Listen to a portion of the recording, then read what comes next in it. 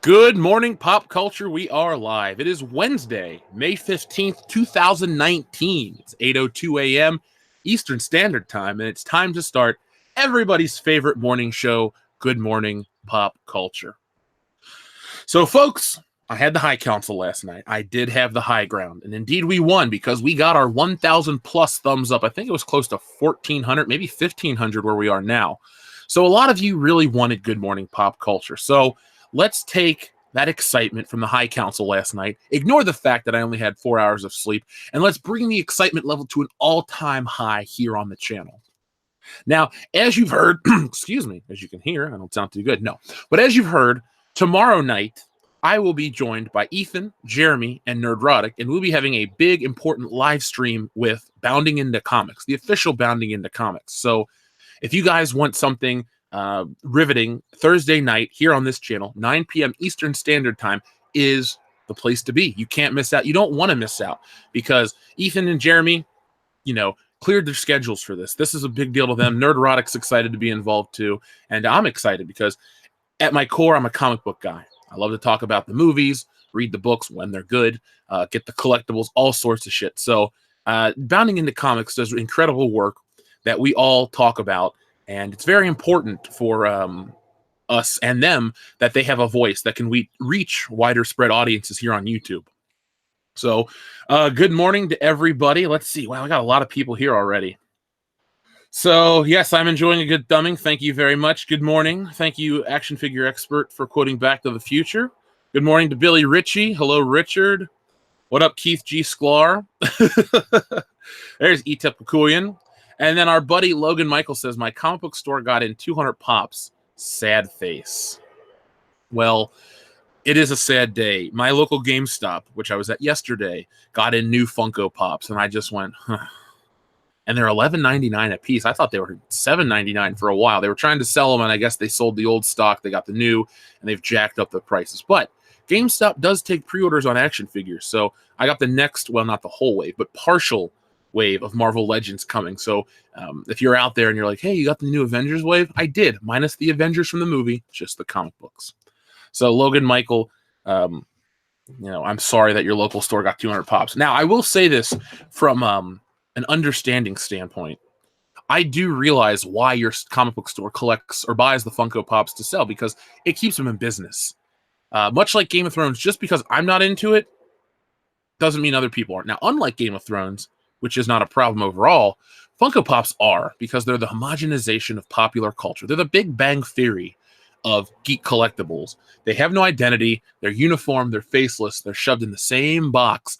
And the only thing that differentiates them is a little bit of paint and whatever's printed on the front of that box. So I don't love them. If it keeps your business going, cool, more power to you. But for me, no. So what do I think of Feora from Man of Steel? For me, she's the hottest DC on-screen villainess of all time, says Random Nerd of Doom.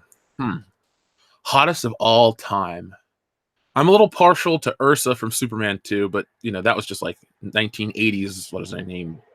Something? Elena? No, I don't remember her name exactly. But Feora's good looking.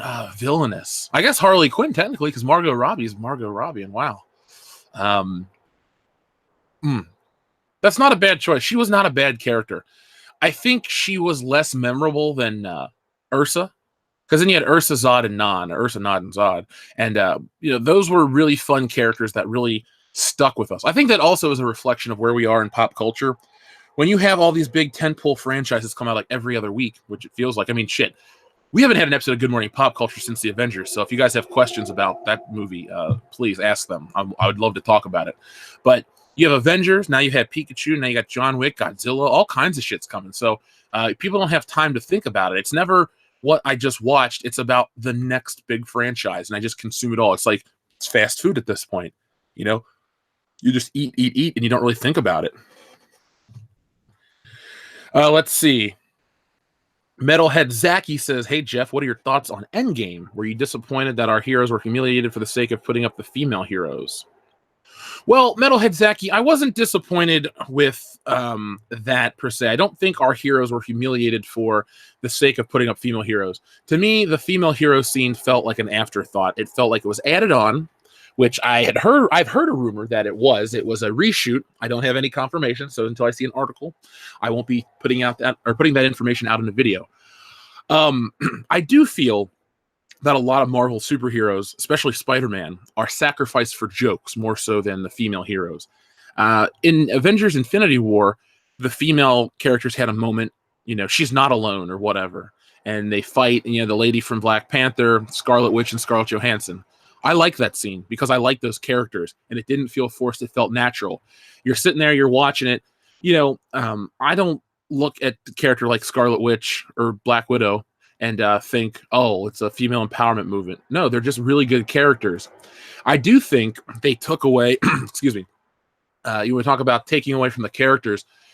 Scarlet Witch, when she met the second Thanos, and she's like, whatever. She said something about wanting to kill him, and he's like, I don't even know you.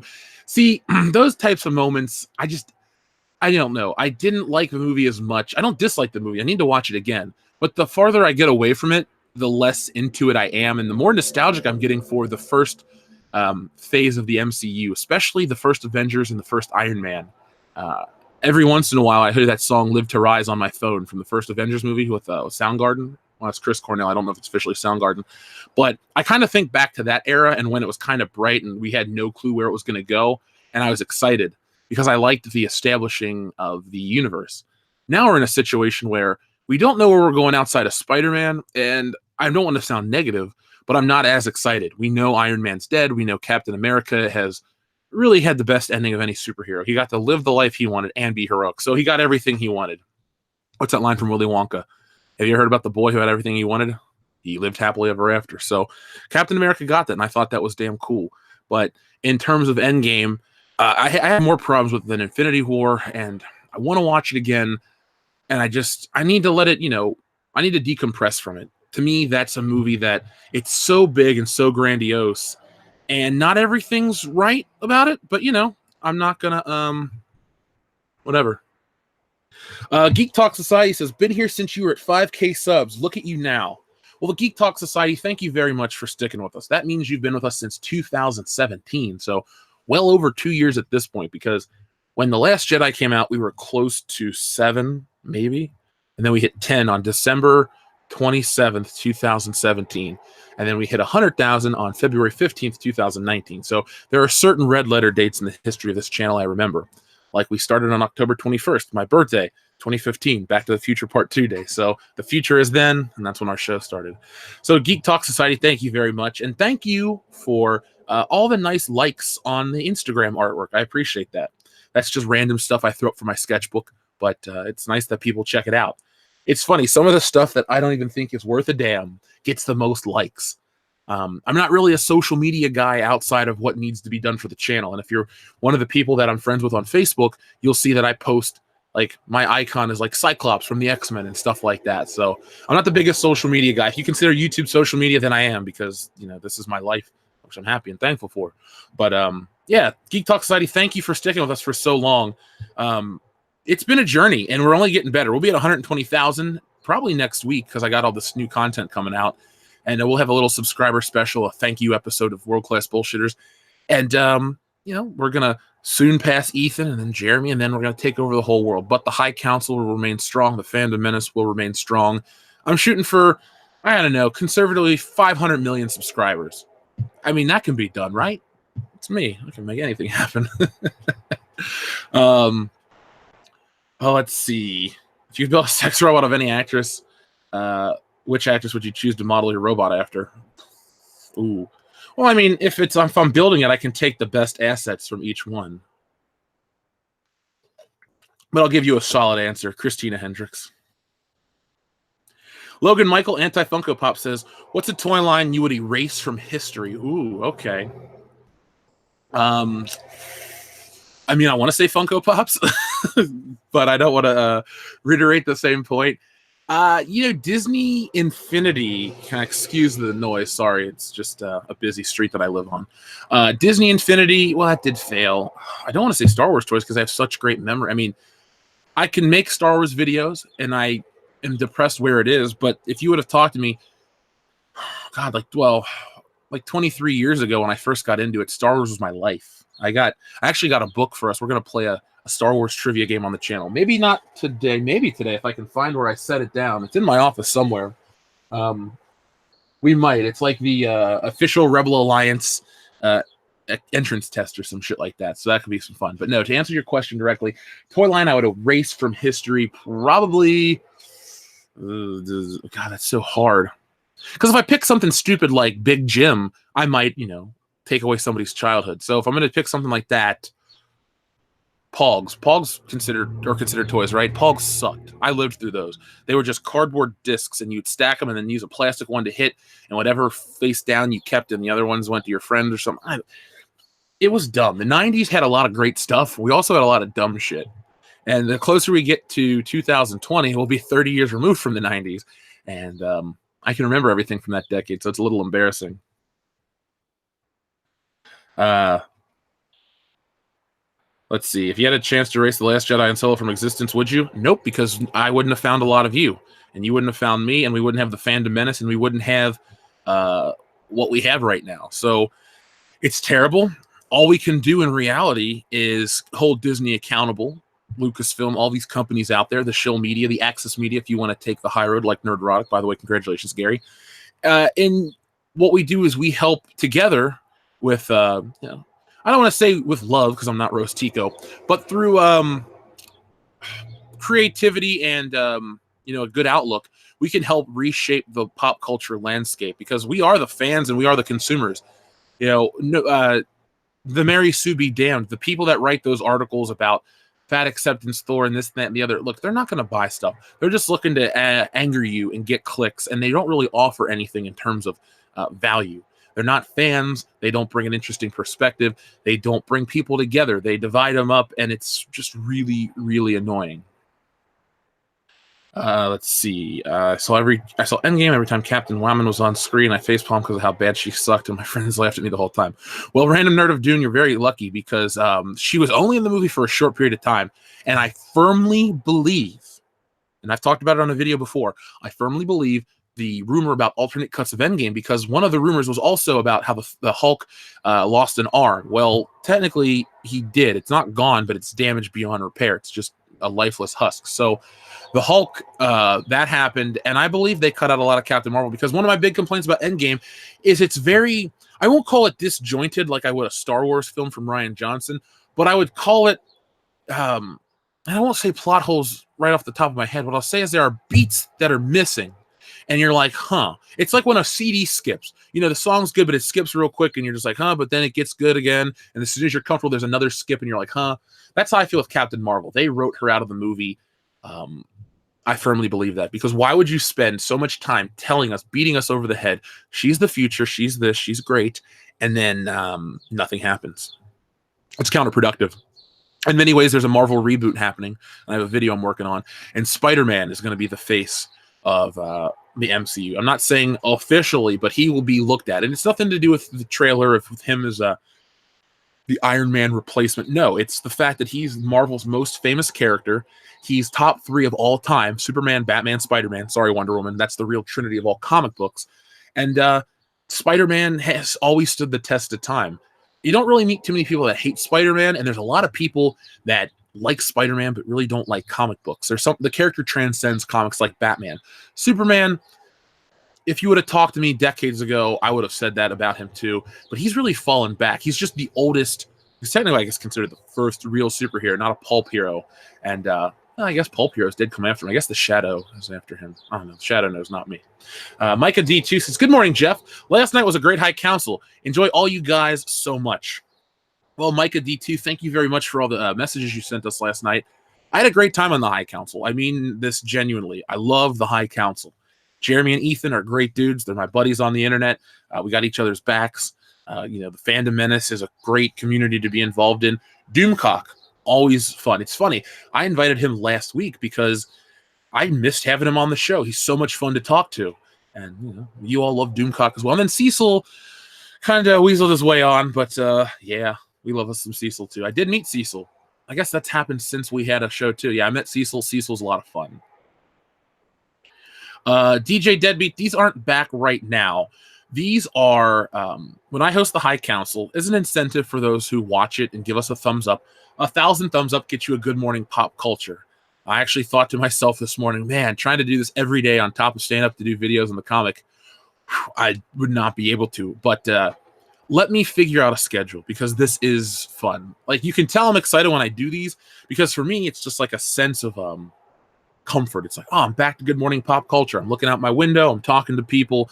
We're having a good time. So I can't promise that these are back all the time, but when I host the High Council, if I don't have anything too crazy the next day, I will offer this to you guys. So all you got to do is check us out over there while we're live, give it a thumbs up, and boom, there'll be a good morning pop culture about 8 o'clock the next day. And I couldn't be happier. Salvador, there you are, dude. Morning, Hefe. Been up since 2 p.m. yesterday and just got off work. Staying up to catch Good Morning Pop Culture live. We've come a long way since what? We've come a long way since 200 watching, duder. Oh my god, I don't even know where we're at. It doesn't even matter. I'm beyond excited and happy to be here. For example, YouTube has updated itself to a point where not many people are, I don't see the little thing at the bottom anymore that tells me how many people watch. I just see Good Morning Pop Culture and then the word links. So, yeah, we've come a long way, but, you had to build to get here, and I'm really happy about it. Let's see. What's my opinion on another trilogy of Star Wars and its future on TV? I don't know Game of Thrones enough, but I know certain people that are saying are criticizing Game of Thrones. I'm worried if you bring that to Star Wars on top of where it's already at with the lack of creativity from Disney, I'm nervous. So now, I like the idea of The Mandalorian. I really do. They're smart to put it right after Return of the Jedi, right? Yeah, it's Return of the Jedi. It's after the Stormtroopers and stuff like that. Let's just be honest with ourselves, folks. The prequels are fine. They're not bad movies. I'm not going to rip on them. Episode 2 has a lot of shit cringe moments. Episode 1 does too, and 3 is just solid all around. And the Clone Wars is a great show. But the part of Star Wars that impacted culture was the original trilogy, and most importantly, the first film. If you can bring that visual aesthetic to anything, I guarantee success. Look at Rogue One. $1 billion. Pretty good movie. It drags at times. I wouldn't say it's the best of all Star Wars movies, but it's the best Disney Star Wars movie. But you get to see a Red Leader, and I think Gold Leader shows up in the movie. You got X-Wings, you got TIE Fighters, the Death Star, Darth Vader, and it didn't feel, outside of the scene in the hallway, it didn't feel overly fan servicey, if that makes sense. Like, I liked what happened, and I loved the ending. Here was my ending pitched a long time ago. God, over 2 years, going on 3. Yeah, Rogue One was 2016. So yeah, going on 3 years. So on the old episodes of the podcast, my pitch for the show or the movie was they escape, what is that, Scarif, and they're flying back, and they're like, where are you going? We're going to our home base on Alderaan. And then the movie ends. I thought that would be really funny, because it's like, oh, they got away, only to go to Alderaan and be destroyed 2 hours later. I thought that would have been amazing, but it didn't happen. I did like the ending. It was very poetic, and it looked great. Battle of Scarif was awesome. The walkers were kind of useless. I mean, for the sake of the story, they used different walkers so they could be shot down by laser blasts, and I guess that was the motive for the Empire to upgrade, because they took a damage report and they saw that the walkers were whatever. I don't know. It's not a perfect movie, but I really do like it. So that's my thoughts on the future. If it's The Mandalorian and it looks like that kind of classic Star Wars, I think it could be a damn good thing. Pie Guy has also been here since 7K subscribers. Thank you very much, Pie Guy. We appreciate you, man. Also, shout out to Minority Report and Star Wars for Life. And it's a happy birthday to Doomcock. So, folks, check out Overlord DVD here on YouTube and give Doomcock a subscribe. He's really great on the High Council and all the live shows, but he's crazy on his own videos because of the production value that he puts into each one. The guy puts his heart into everything, and it shows. Tim Riggs says, good morning, pop culture. What's up, Tim Riggs? I hope to see you in Indianapolis. By the way, folks, we'll be in Indianapolis September 6th through the 8th at Horror Hound, Indianapolis. We will have a table. I've taken care of that, so the table's locked in. Going to be giving out a few, some stickers, some cards, all kinds of shit. We'll make some big announcements there, and we'll have some fun. And we'll try to get a little meet and greet lined up, maybe down at the hotel bar, have a dinner, something. We'll make it work. This will be our third World Class Bullshitters convention, and we've gotten through the awkward growing pains stage. Actually, Horror Hound Cincinnati was great. I just don't remember most of it. There you go, action figure expert. A red letter date in the history of science, November 5th, 1955. Let's see where we're at. You thought Doomcock was being overly positive on Endgame. I know a lot of people were really happy about it. I enjoyed it when I left. I don't know. It kind of gets me, not down, but, whatever. I have to be realistic to it. So let's see. We had the Hunky Chunky Funky Monkey sent in $2. So thank you very much. I appreciate that. And I did this one from Geek Talk Society, who says, based my channel around how you guys do it, inspired me to do the same. I'm at 456 subs now, but gaining, but kept it up. Based my channel around how you guys do it, you inspired me to do the same. I'm at 456 subs now, but gaining, but keep it up. Oh, and the nightmare happened. Well, you know what? Let's see. I'm going to make sure you get to 457. So it's the Geek Talk Society. There you are. And I'm subscribed. So there you go. There's another subscriber. Boom. Bell notification turned on. All you guys got to do is keep at it. There are times where it seems slow, but if you're consistent, people will find you all the time. The only franchise that has not gone woke is TMNT. I think they made April O'Neil black in the cartoon now, so maybe if you consider that. I just don't like race or gender swaps of any kind. Characters are the characters. They're established. People like them, no matter who you are. Let's see. Hey, message Jeff. He happened to catch... Is that a quote from Coming to America action figure expert? I do have an Eddie Murphy Prince Akeem Funko Pop from Target. I do own that. I bought that myself. I don't care. I fucking love Eddie Murphy movies. To me, that is the guy who needs a comeback the most. I know a lot of you are younger than me, and I know a lot of you are older than me. But if you're older, you remember Eddie Murphy being like one of the premier actors of the 80s, not in terms of like quality, but just popularity. He was everywhere. He was on SNL in the beginning of the decade. Then he had Beverly Hills Cop, which is one of the most successful films of that entire decade. Then he had an album come out. Then he followed it up with Golden Child, Coming to America, Beverly Hills Cop 2, flip those last two movies, all kinds of hits. Eddie Murphy really had maybe Harrison Ford and Schwarzenegger and Stallone had better decades, but not actor-wise, not too many other people. I mean, that dude was an icon, and he fell off quickly. Yeah, he's dedicated to family life and stuff, but I don't know. Cruel Sorrow. So if you get 2K likes, does that mean 2 Good Morning Pop Cultures? Sure. Yeah. If we put it like this, when you're listening to the High Council, every 1,000 likes will get you a Good Morning Pop Culture. If we got 12,000 viewers and 12,000 thumbs up on a High Council while we're live, that's the caveat, while we're live, yes, I will do 12 days consecutively. Just weekdays, obviously. But the power is in your hands, folks. That's all I can say. Yes, Salvador says, hey, you guys reading this, why don't you moisten the muff button? Yes, folks, give us a thumbs up. It's not just a simple request from the King of Ohio. What it actually does is it helps all of our channels become more searchable. Like, so when we would say on the podcast, give us a 5-star review, it's not for our egos. It's so that, iTunes and Podbean see that people like this, and then it becomes, more recommended. So to help the Fandom Menace grow, always give a thumbs up no matter what you guys do, because it will help, and it will get us in front of more eyes, and it'll grow the channels, and we'll have a bigger community, and we'll have a lot of fun.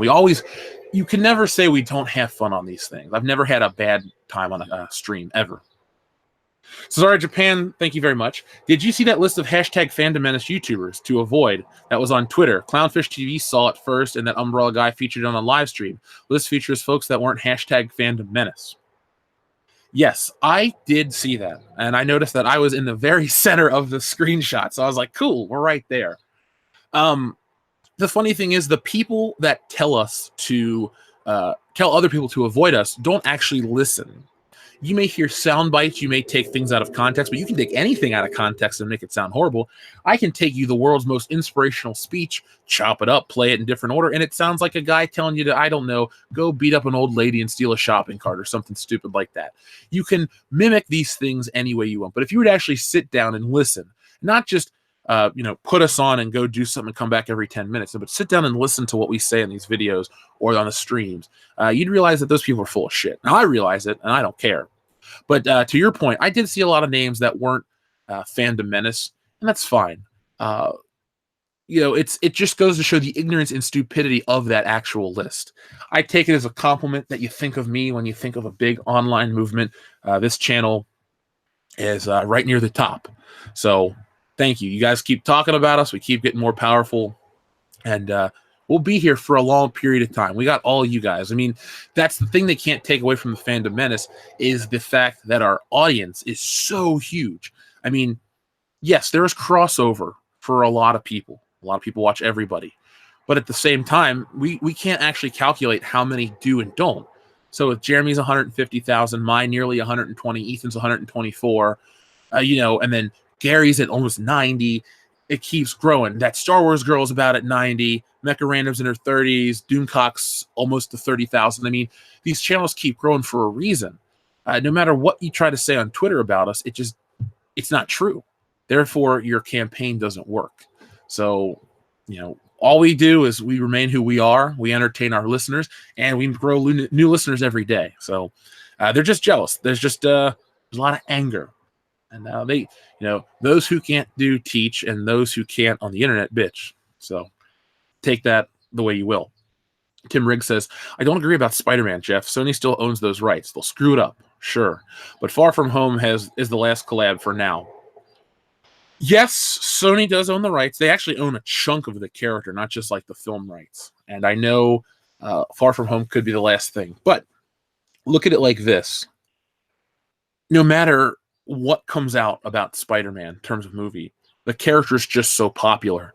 And a lot of people like Tom Holland. I think he's fine. I don't love him like most people do. But like this, I like him. I hate the world he lives in. I think it'll be... I'm trying to think of a good analogy. Okay, real quick wrestling analogy. The Rock got over, and people cheered and cheered and cheered, and eventually he became a face, which is a good guy in terms of wrestling. He got real popular, and you can't really help it. Or no, better example is Daniel Bryan. The WWE has a show called WrestleMania. It's their biggest show of the year. They wanted Batista, the guy who plays Drax the Destroyer, and a wrestler named Randy Orton to main event. And the fans wanted a guy called Daniel Bryan. He's a little guy, and they kept putting him down, and eventually, due to crowd reaction and response, Daniel Bryan got the nod and became, world champion, main event of the show. It was a happy moment. In terms of Spider-Man, Spider-Man's already over, already popular. You can't keep him down. And right now, you got a lot of goodwill from the Avengers movies with this. And if the money's right, which it will be, Sony will play ball. Because yes, Venom did make a lot of money on its own without a Spider-Man connection. But Spider-Man, if you try to reboot it again, remember, Sony and Marvel went out of their way in this reboot to avoid Uncle Ben, great power, great responsibility, certain hallmarks of the character. They went out of their way to avoid those. And personally, I find that annoying, but if they commit, they can keep this going for a while.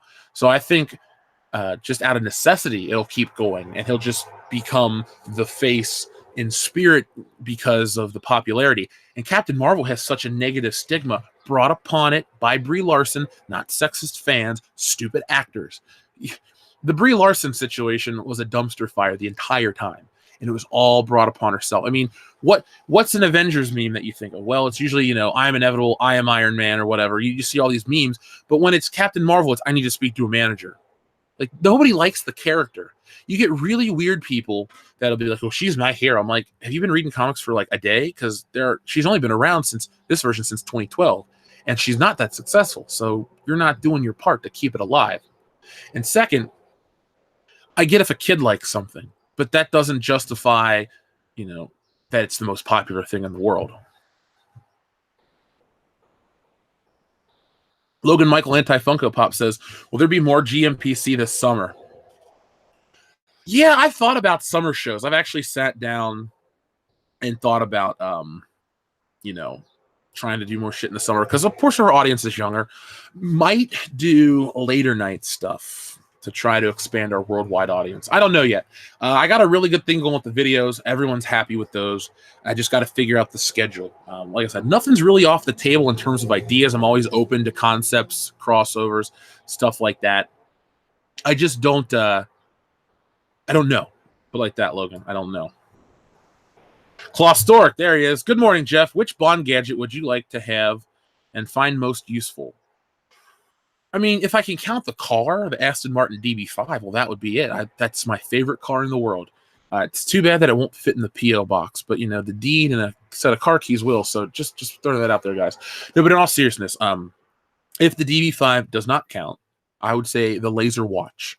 Because when I graduated from college, my mom's boyfriend gave me an Omega Seamaster, and when I put it on, I went, my God, I wish a laser shot out of the front like in the video game. So that, or the grenade pen, I guess a lot of my gadgets would come from GoldenEye. I mean, I like the practical ones that I would not need, but like you could just carry with you and no one would ever know. It's like, don't click my pen 3 times and wait 3 seconds. Just, you know, don't. But I'm trying to think of other gadgets. I do like in Live and Let Die, he has the buzzsaw / magnet on his Rolex. That's a cool gadget. The jetpack is stupid. Just to be honest. Radioactive lint is stupid. Yeah, I'm going to go. I mean, I would say the self-driving car from Tomorrow Never Dies, but we have that now. It's called a Tesla. So I'm going to go with laser watch. So, where are we at, man? People just keep on rolling in. Gladiator Briggs says Rogue One was unwatchable. Hey, that was the only one from the Disney camp that I felt happy leaving for. Let's see, John Wick Chapter 2. Or Tim Riggs says I'll be seeing It Chapter 2 that weekend. Yes, that's going to be a good weekend. I'm going to see it eventually. Jonathan Hurst, thank you for waking up with me to watch the show. I appreciate it. Where were we at? We had, I don't want to ignore anybody. Let's see. I would love to have a Star Wars movie where the sequel trilogy characters all get killed off just to piss off the SJWs. I would too. I'd pay $30 a ticket to go see that movie. I would love it.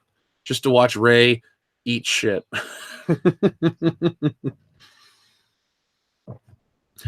Salvador, thank you very much.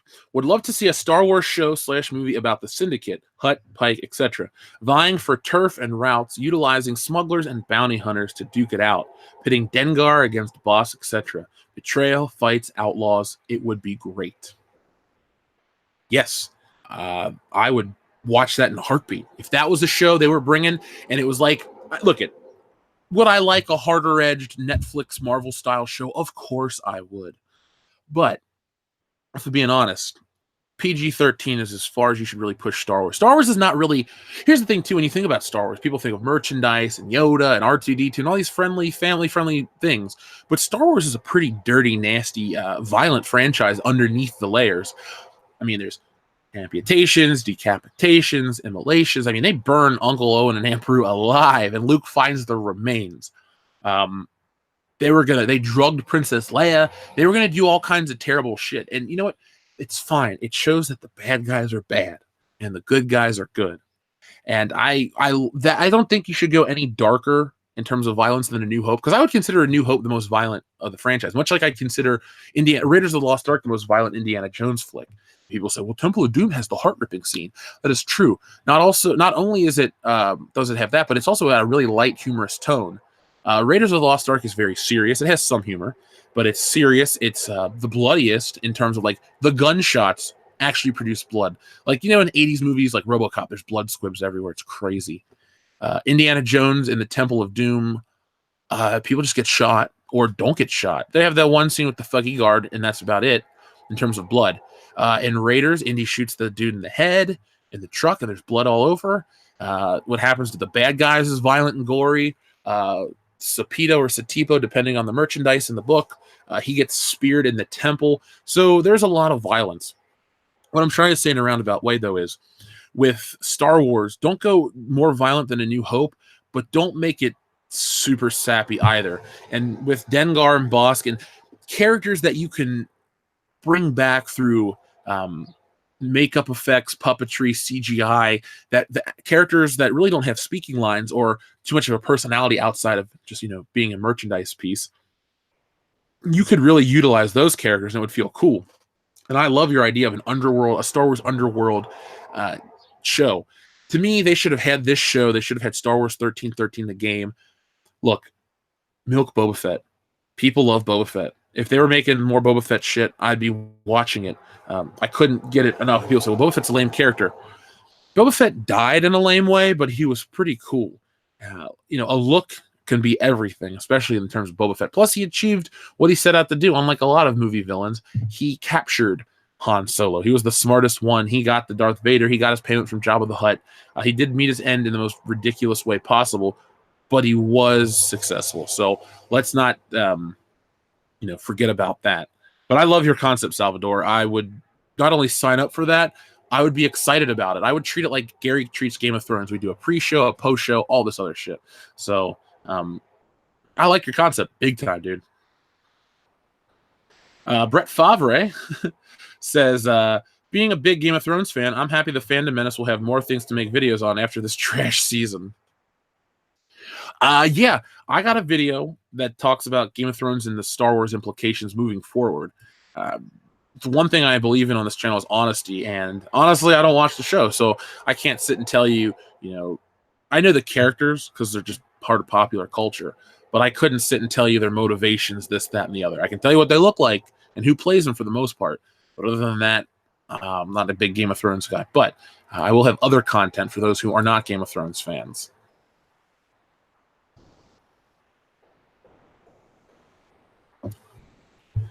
RA, thank you very, very much. Daily reminder, voting with your dollars only goes as far in a climate where the people killing industries for agendas will gladly go after banks and payment processors to lock your bank accounts if you say the wrong thing. It's a scary time. I mean, people really are... Ideology is very vicious right now. So I would suggest that anybody who makes content is careful. Do what you believe, but have a plan. Always have a plan for all that kind of stuff, because it's happened to a lot of other YouTubers, and eventually enough people get fed up, like they are with movies and the way TV shows work. I mean, what was that show, Last Man Standing, with Tim Allen, that got canceled on ABC, but then Fox brought it back, and now it's like one of Fox's biggest shows or some shit like that. I mean, I guess it's technically back at Disney. Well, did Fox sell off the TV division, or did Disney sell off the TV division? I know they sold the sports. Point is, there's two sides to every coin, and the opposite has a lot of power too. I think if enough creators get together and create their own stuff, we'll see the pendulum swing back the other way. Could it be more extreme? You never know. But anything that happens, the last couple of years have brought it on those people. I recently watched Spider-Man 2002 with you guys, and it helped me see it in another light, I guess. But it's now my favorite movie. I already loved it a lot. Well, I'm glad you enjoyed it with me. I guess, yeah, I did that stream years ago, I guess, with a commentary. It's one of the most important movies to me. Not necessarily my favorite superhero movie. Spider-Man 2 is. But I love that movie quite a bit. And it's nice to sit back and watch it. And it's a reminder of 2002 in a good way. A lot of times people look back on like early 2000s and go, oh, cargo pants and frosted tips and all these terrible 90s things crossed over. Shiny jackets, leather pants, Chris Jericho attire.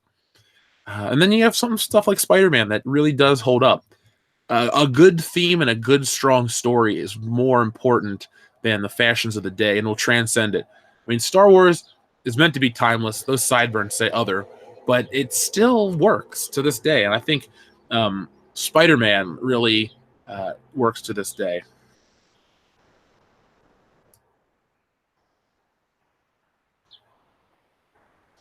Brie Larson's stunt double is hotter than Brie Larson. That is not a hard thing to achieve, being hotter than Brie Larson. Just saying.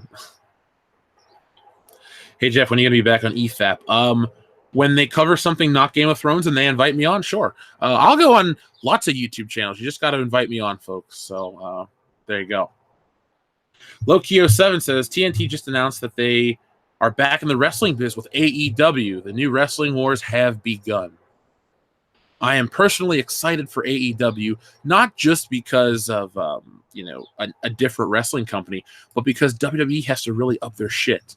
I know a lot of people in our crowd do not enjoy wrestling, and that's fine. I'm not going to try to sell you on wrestling, but what I will tell you is competition is good for any business, entertainment, food service, whatever, because it requires you to be more creative and entertaining.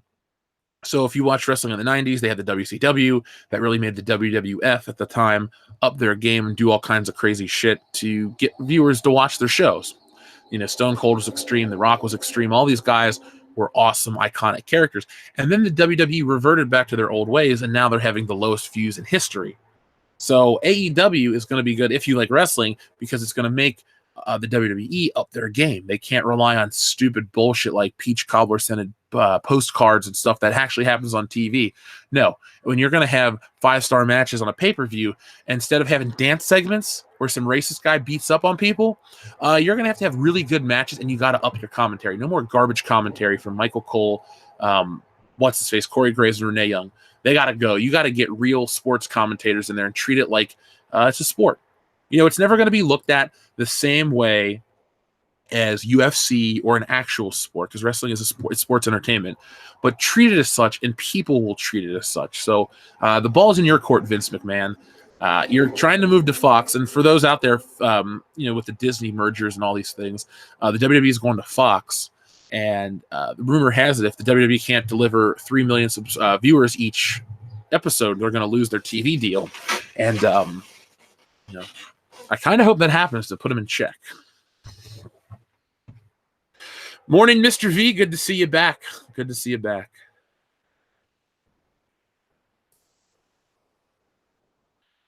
Jeff, the shades where you can see everything. Yeah, I'd go with that. Oh, from Tomorrow Never, or The World's Not Enough. Those are good shades. I like those. I like those quite a bit.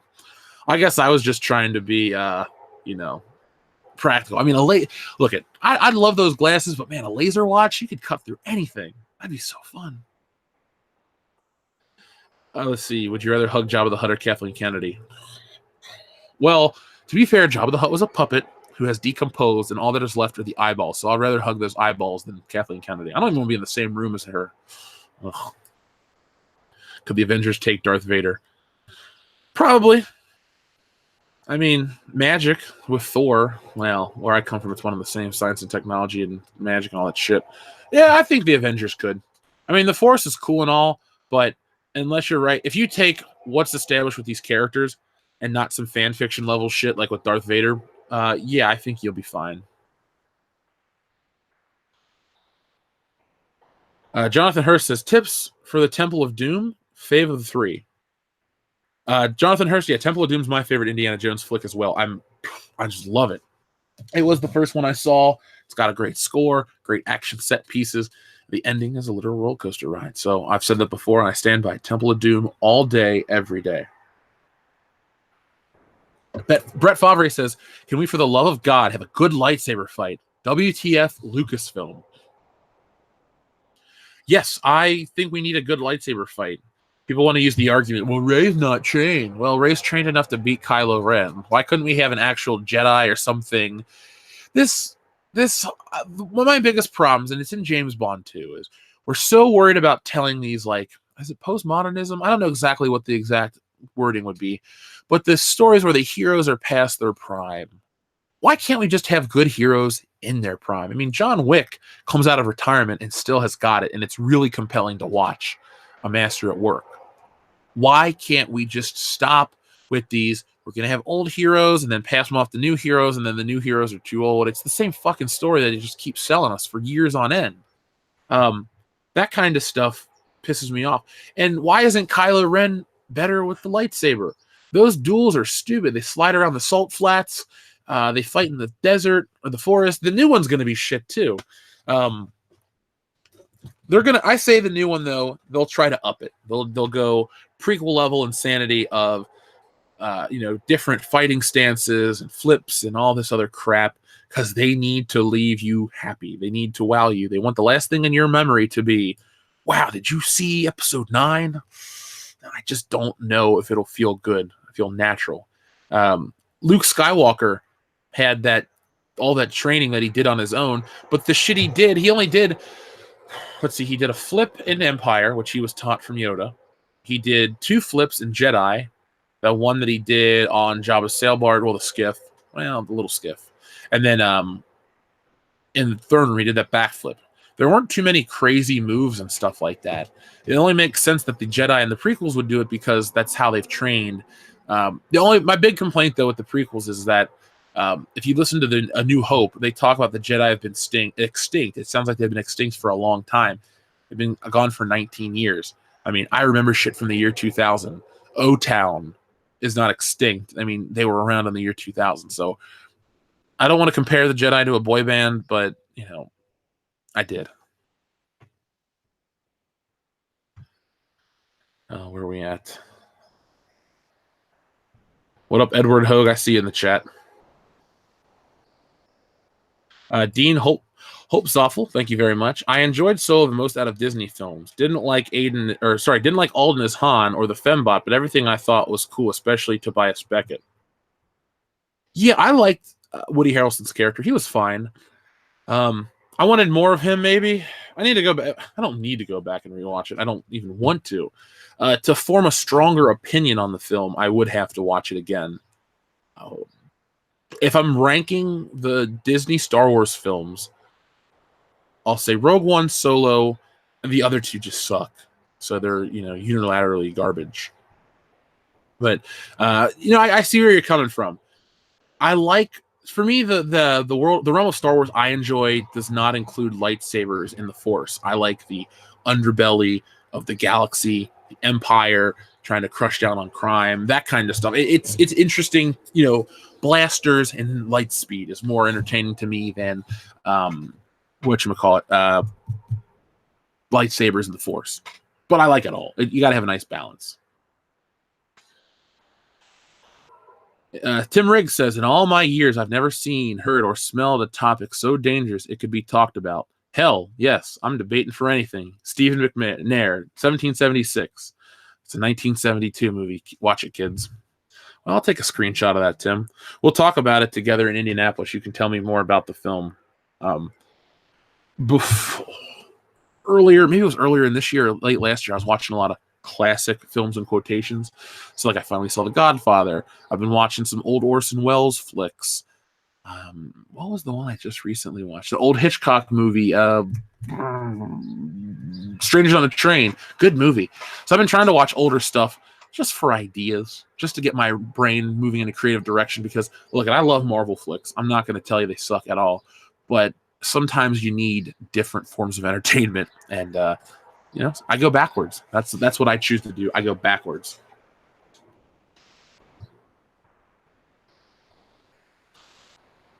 Oh, Kendo, shut up with your Uso hot bullshit. Whatever cosplay is Andre the Giant, sure. I'll get a wig and a singlet. Jeff, did you like Fat Thor? I did. I thought it was funny, but I also thought the joke should have died out mid-movie. It's nothing to do with fat acceptance or whatever. I just thought through magic or some dumb shit, maybe Hela gives him a potion, like a magical insulin shot, and the fat just disappears. I just thought Thor was kind of ineffective in the final battle and looked dumb. But that's really about it. That's my big complaint. Orbital Layer says, hi, Jeff, what's new? Well, lots of stuff is new. Stuff's been going great. Channel's been growing, so we're really happy there. Almost done with this book, so that's exciting. I got concepts for the next one. All kinds of new stuff's going on. Some stuff I can talk about publicly, some stuff I can't. And, I'm trying to get involved with you guys more. Like tonight, I'm going to be over on the Black Angus channel it's his birthday, and he requested that I show up. So, I'm like Beetlejuice. Say my name 3 times, and poof, I appear, just like Johnny Wishbone. And that'll be fun. I know he wants to talk about Raimi's Spider-Man and a couple other things. And he wants to celebrate 1,000 subscribers and the like. So if you want to hear me interact with different people tonight, Black Angus Reviews, 8 p.m. I have to leave by 10 because I got stuff to do in the morning. But I will, I'll make it happen. And you guys can find me over there. So that's what's new for now. Which version of the Omega Seamaster did you get? It's somewhere on my Facebook. It's like a 2011 model. I really like it. I really like it a lot. Alpha Terranema, what's up? The real reason Thor has PTSD in Endgame is because Noob Master 69 kept killing him as Thanos in Fortnite and dabbing on him. The Noob Master 69 joke was pretty good, and I would love if that was secretly Loki on the other side playing. That should have been the post-credit sequence. It should have just been, you would have heard like some Fortnite gaming going on, and all of a sudden, something Noob Master 69. You hear Thor screaming through the microphone, and you hear a chuckle, and it's Loki, and he just kind of goes like, and then it ends. I'd be excited with that. So let's start talking about something very, very important. Tim, thank you for being here for Good Morning Pop Culture. So I wanted to talk about the Disney acquisition of Hulu. And I'm going to make a video of this because what's going to happen with this stream in particular is that it's going to be archived on the GMPC channel. So if you just go type in Good Morning Pop Culture, there's a channel with about 2,400 subscribers. I got new artwork up. It's called Good Morning Pop Culture / the World Class Bullshitters Official Archives. So I'll be putting stuff over there. But Disney buying Hulu, I saw it coming a mile away. If you listen to our videos on the Disney-Fox merger and how Disney owns, it was 1.66%, and now they're going to go for full control. I've been saying it for a while. I've also been saying that they're going to turn Hulu into Disney Plus integrated, because there was a small piece of news that came out that talked about how Disney would lose $1 billion initially with their building of Disney Plus, like from the ground up. So they were going to basically take over something else, integrate their servers, and become Disney Plus. On top of that, we also have the news that Disney recently lost $500 million on their Vice investment. So Vice Media, Tim Pool had a video that I've written this video, I just need to make it. Tim Pool made this video about how Vice Media has died, essentially. It's worthless. We could buy it if we wanted to, but it's worthless, so why would we? And one of the points he makes, which I agree with, is the fact that Vice is very left-leaning and very identity politic heavy, and it's turned off a lot of people. And a lot of these companies that Disney owns are very agenda-driven. And so Disney may have the big tentpole franchises like Marvel, formerly Star Wars, and whatever else they're going to buy in the future. But what they have is a problem, because if they keep going one way, they turn off at least half of your movie-going audience. And then there were some pieces of information that Tim showed, some numbers, some statistics about what percentage supports this type of news source as opposed to that type of news source. It was very interesting, to say the least, for me. And I don't tell you about Disney or bring stuff to your attention because it's enjoyable to rip on. It's because I find them to be very dangerous. Disney buying up everything. It's like the analogy I use for wrestling. The WWE bought up its competition, became stagnant. Now, that's just wrestling. That's one part of entertainment. Disney's buying up entertainment, all of it. Streaming, movies, maybe a game company one day. And they have a very clear goal. They have a one-sided agenda, which sucks for at least 50% of the audience. Because if they created new IPs that were centered around this garbage, people wouldn't buy it. So what they do is they take the shit you love. Not just the shit you like, but the shit you love. We can all agree that Star Wars is near and dear to a lot of our hearts. And what people do, or what Disney did, is they took it, they told you on something, they sold you on a lie, and then they've really turned it into something else because they get these people involved that don't know dick about creativity, and they accuse you of wrongthink, and they ruin it for the rest of us.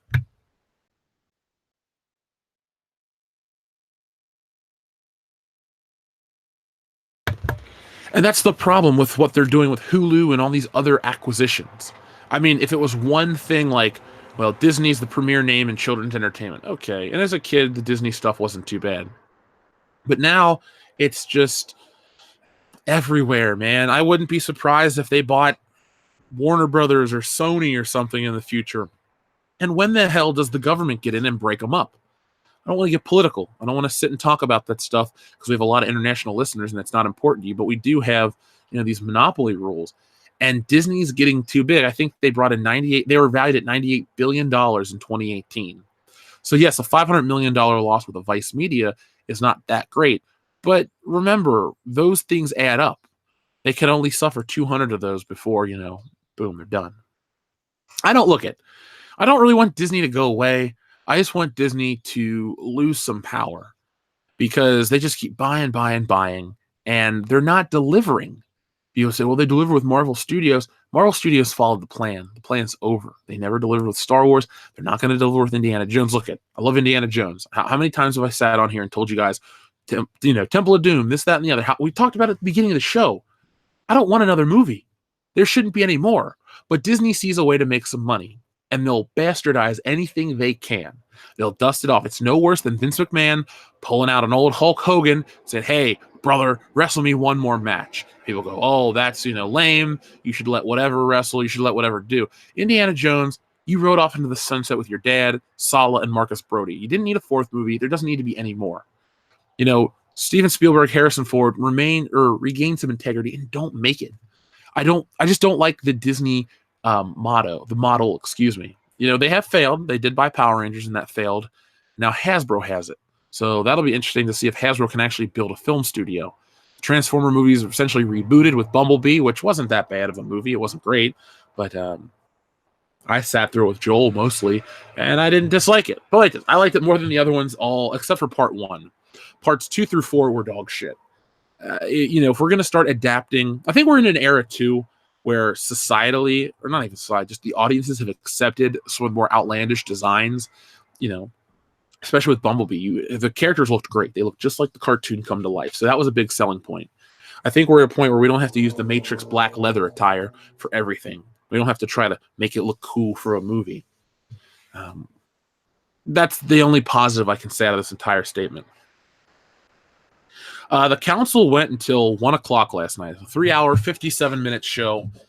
Hell of a time. Cecil stuck through it the entire time. Doomcock had to go. Doomcock's up busy right now. It's his birthday, so let's give another happy birthday to Doomcock. Let's see. What if Disney got the Ninja Turtles? Ninja Turtles are kind of shit right now. Here's the thing, too, about Ninja Turtles that a lot of people, well, not a lot of people, but I don't think the people that own it understand. The Ninja Turtles means a lot to people who are, let's see, between 25 and 35. That's your target audience. Now, if you've noticed, in the collector's realm, they have gone back over the last 4 or 5 years, and they've released a lot of stuff based on the cartoon. They'll do SH Figure Arts, which is one of the highest end action figure lines you can get in the world, did a set of Ninja Turtle figures. They looked good. And then NECA did a set that was originally for Comic-Con only, and now they re-released it at Target, which I was fortunate enough to pick up. They're great looking toys, but they're also $52 a set. That's expensive for 2 figures. So what they're doing is they're basically marketing it towards the older audience. The big money comes in from them. Kids do play with the new stuff. I can't lie to you like that. But Nickelodeon owns Ninja Turtles. I believe Nickelodeon is owned by Viacom, which is its own juggernaut. By the way, I saw the Viacom building in New York City. Have we had a Good Morning Pop Culture since I've been in New York and Chicago? Maybe it had to have been since then. I don't know. Sorry. Time gets away from me when I do this shit. But Ninja Turtles, I would say, is kind of safe because all they can really do is milk the old stuff. Now, just like Ghostbusters, I'm thinking, Jeff, Ghostbusters 2016 was a dumpster fire. Yeah, it was. It was unfunny. It was stupid. Paul Feig is a shitty filmmaker. But if you've noticed, Ghostbusters has reverted from yay, the new Ghostbusters to, hey, here's a $300 action figure set. We have a Blu-ray with all the special features. And yes, this is an anniversary year, but before that, they've been putting out high-end PKE meters and proton packs, 1/6 scale ecto ones that are $1,000, Blitzway dolls that are $1,200 for all of them. My point is, these companies know these properties have an expiration date unless you milk the classic stuff. And when you have the audience that you can milk the classic stuff with, they have an emotional attachment. The emotional attachment is what will detach them from $1,200 for 4 dolls. You know what I'm saying? So if you want serious money, you gotta basically coddle, or not coddle isn't even the right thing. You gotta just basically respect that portion of the audience and guide them, to make them to want to support it. And when you're bombarded with the identity politics like Star Wars, luckily Star Wars is big enough that, and really cheap enough for certain things that anybody can get in. And that's the difference. Alec Munoz has an excellent question. Jeff, thoughts on Dark Phoenix? Looks terrible. Alec, I agree. I'm an X-Men fan. The Dark Phoenix Saga is my favorite X-Men story from the comic books. Written by Chris Claremont, drawn by John Byrne, inked by Terry Austin. And you got to give, folks, anyone out there that listens or reads comic books, do me a favor, respect the person inking those books, because the inking process is very, very arduous. And I ink all the pages on Stealing Solo. I found a lot of time in the inking process, even over the penciling stage. Everyone gets, like Ethan inks his own artwork. That's why his looks a certain way, because he pencils it and he inks it. It's meticulous. When you do the roughing with the pencils and the shape building and stuff like that, the perspective, that's a process that takes hours, but it usually doesn't take the time that the inking does, because you have to get smooth, delicate lines, the line weight. That's my platform I'm standing on. Sorry, I'm done, going off campaigning for inkers. But in terms of the Dark Phoenix film, I think it looks like shit as well. I did not like X-Men Apocalypse at all. I loved Days of Future Past. First Class is okay. Deadpool doesn't really count in that, but if I have to say Deadpool, I love Deadpool 1, Deadpool 2 is just okay. But I'm really disappointed because I really love the comic book story. Now, there's no way you could tell the actual story in movie form, because it goes over a long period of time. They would have to go into space, and Jean would have to. It goes long. Like, are they going to do the Hudson River scene? Is she going to go into the cocoon? Are they going to do Madeline Pryor? There's all these things that you're wondering if they're going to do, and they don't. The Fox movies got us to the table, but the Fox X-Men films were like your friend in grade school. You had great memories. No, let's say it, your friend in high school. You got to do some cool stuff. You spent a lot of time together. You became good friends.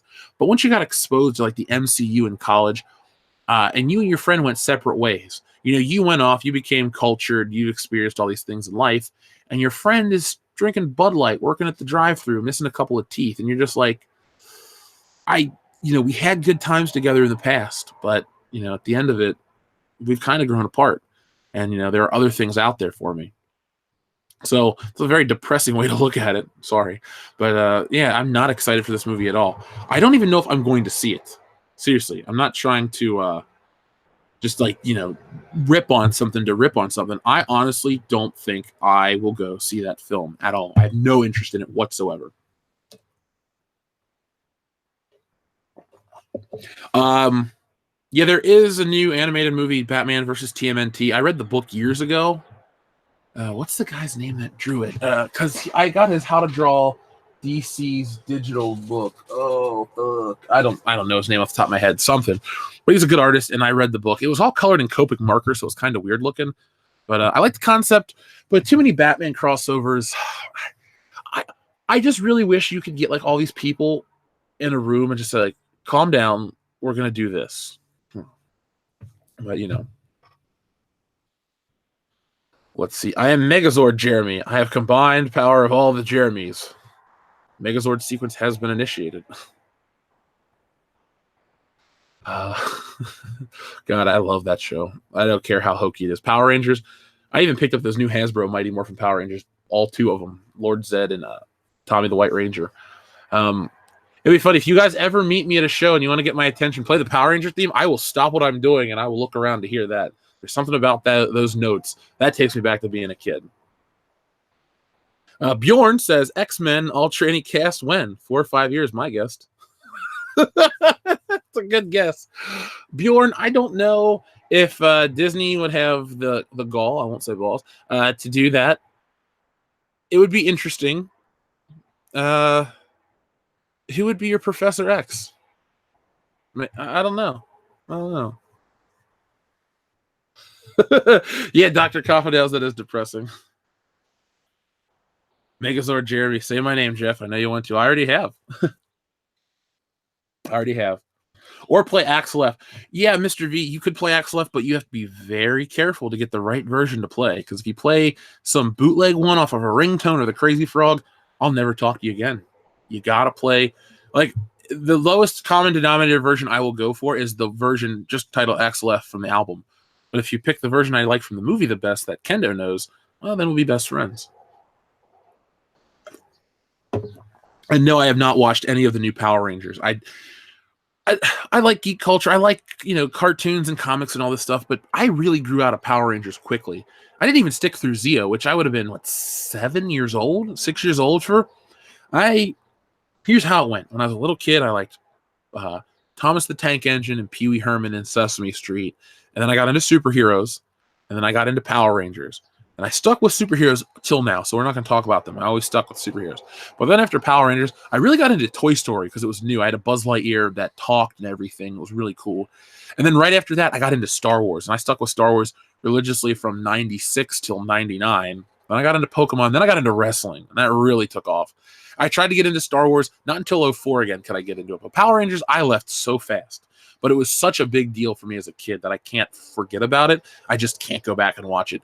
Like the stuff. I can watch the original show, guilty pleasure, but I can't do any of the modern stuff. It's just hokey to me. So I'm sure it's always been bad to some people. If you're the wrong age, I don't think Power Rangers is for you. But if you were 30, I was 5 years old back then, and you heard that the guitar hit, and they started doing the flips and the power, power sword, power lance, power daggers, power axe, power bow, all came together, and they shot, the Pudgy Pig or the Megazord came together. It was fun. Plus, I had an awesome mom who, I was an only child. My mom worked hard, but she always made sure if I liked something, I had it. So I love Power Rangers.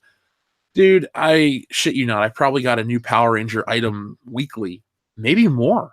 I had it all. Like, seriously, for an only child with a mom working, a crap job in a factory, you name it, I had it. Megazords, all of them.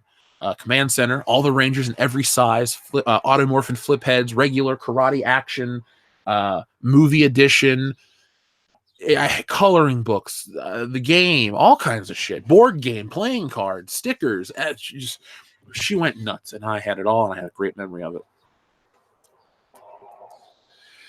I stuck with anime, and I do to this very day. I have the VRV app, Gamepad 31, and I have access to Crunchyroll, and I want to watch older anime. I'm not, look, the channel would never become an anime channel. We'll put it like this: we are anime friendly. If you're into it, I'd like to know what you're into, why you're into it, and let's find some common ground type of situation. But I've been wanting to watch older stuff because I like the hand-drawn style, and I don't dig the overly fantastical, V for victory, haha shit. I like the older, darker anime. If I'm going to watch it, I want to watch like what's that one? Gotcha Man, where they all die in the one episode. I'll watch older shit. Dergio Duke asks, what got you into comics? Were you led there by a certain cartoon or something else? Well, I love to tell a story. I was introduced to comics by my mom. So my mom, and this would have been early 90s. I can't even remember. I always remember having it. She bought me a tape from Avon called Spider-Man: The Incredible Hulk. One side was one videotape, but the box had two separate sides. The Spider-Man was Spider-Man versus Doctor Doom, Master of the Universe, and this is before the Masters of the Universe show existed, I believe. And then there was, because this is from the Spider-Man cartoon from 1981, and the Incredible Hulk show from the same time, and it was called like The Secret Identity of the Hulk or some shit like that. So I remember getting that, or having that tape always. And then I had like an Incredible Hulk bath set, and you're thinking, what would the Hulk bath set be? It was weird. It was this like head that you put over a bath faucet, and then I had the old Hasbro or the old Toy Biz toys. So that really got me into the comics, because I had coloring books. I had comic books as a kid, and that's really I had regular books. I learned how to read traditionally, but I also kept reading through the comic books. The only thing that sucked about being my age getting into comics was it was during the image craze of the 90s, when everything was extreme and the heroes weren't the heroes. So that's why I don't like certain characters. Like, I wanted to be into Superman more, but when I tried to get the books as a kid, it was the death of Superman, it was Eradicator and Steel and Superboy. I'm like, where's Superman? And then he had a mullet, which I was okay with for a while because it was Superman, but that's what it is. And then what got me into the art part, I always liked to draw, and I would always draw superheroes. I had How to Draw Comics the Marvel Way. Again, my mom bought me that book in 2001, and I was really excited for the Spider-Man movie. And, I bought the book, I drew, and I've been drawing ever since then regularly. So all that combined got me into it. And I've had, a couple projects pre-Stealing Solo, but Stealing Solo is the first big one. And, so I told you guys, here's a little update. So I posted an update about sending the final batch to the colorist as soon as I'm done. I'm almost there. But I had told you if you backed the book, I would give you Anthology, which I did. But because of the delay, I got somebody else to color the pages, so you don't get a black and white, you get a full color story, multiple stories actually. And I got all those pages back, and it looks awesome. I am very, put it like this, it's old artwork, but I am really proud to show you guys because it is so much better in color. So that's a big bonus you guys are going to get real soon. But Dirgio Duke, that is what got me into it. And I've always found cartoons and stuff that I've stuck with through the years. You know, I got into Lupin the Third when I was about 15, still like it to this day. Found Golgo 13, still like it. There's something about animated art that I enjoy. If I knew how to do animation, I'd be involved with it, but I don't. So I had to draw, and I'll stick with it with comics. I remember the 03 TMNT reboot. I had no problem with that. I thought it looked awesome. I wasn't watching it because I was 15 at the time and going to high school. And, you know, I was never the biggest Ninja Turtles kid, but I did respect the show. Trying to find stuff from Manga Entertainment. Also try Bubblegum Crisis. I can recommend more of 80s and 90s. Well, sorry, Japan. I'm always open to recommendations. I want to get more into Fist of the North Star. I watched all the clips on YouTube of him saying something like, "You've met your end," and then the guy explodes after like the couple touches he does. I was like, this looks crazy. So that's a show I might want to get into. I also, Ninja Blade, I've never seen, or Ninja Scroll. Some of the violent anime, I don't watch it for the gore. I just have seen it over the years, and it sticks with you because you're like, what is this? You know, cartoons are more than Mickey Mouse and Donald Duck. Let's see. Superman had a mullet. Yes, Bjorn, Superman had a mullet. Let me pull up a picture of that. Let's see if I can find one real quick. Let's see. Superman mullet. It's sad, though, when you type in Superman M, the first thing that pops up is Superman mustache. You know, I don't have a problem with Henry Cavill. I really don't. But, oh, God, Superman did have a mullet. Reset. There we go. Just a second, folks. There's the what? Damn it. Print screen. Why won't this get bigger? Boop. All right, come on. For some reason, this doesn't want. There it goes. Finally. Sorry. I'm having a boomer moment. I'm not even a boomer. God damn it, Ethan. So, yeah, here you go. Bjorn, Superman did have a mullet. There you go. I think that's Dan Jurgens' artwork. So this is what Superman looked like when I was a kid. I was not necessarily opposed to it, but I wasn't in love with it. I have an action figure based on the Superman. I actually thought about buying a new one recently just to have it in the box.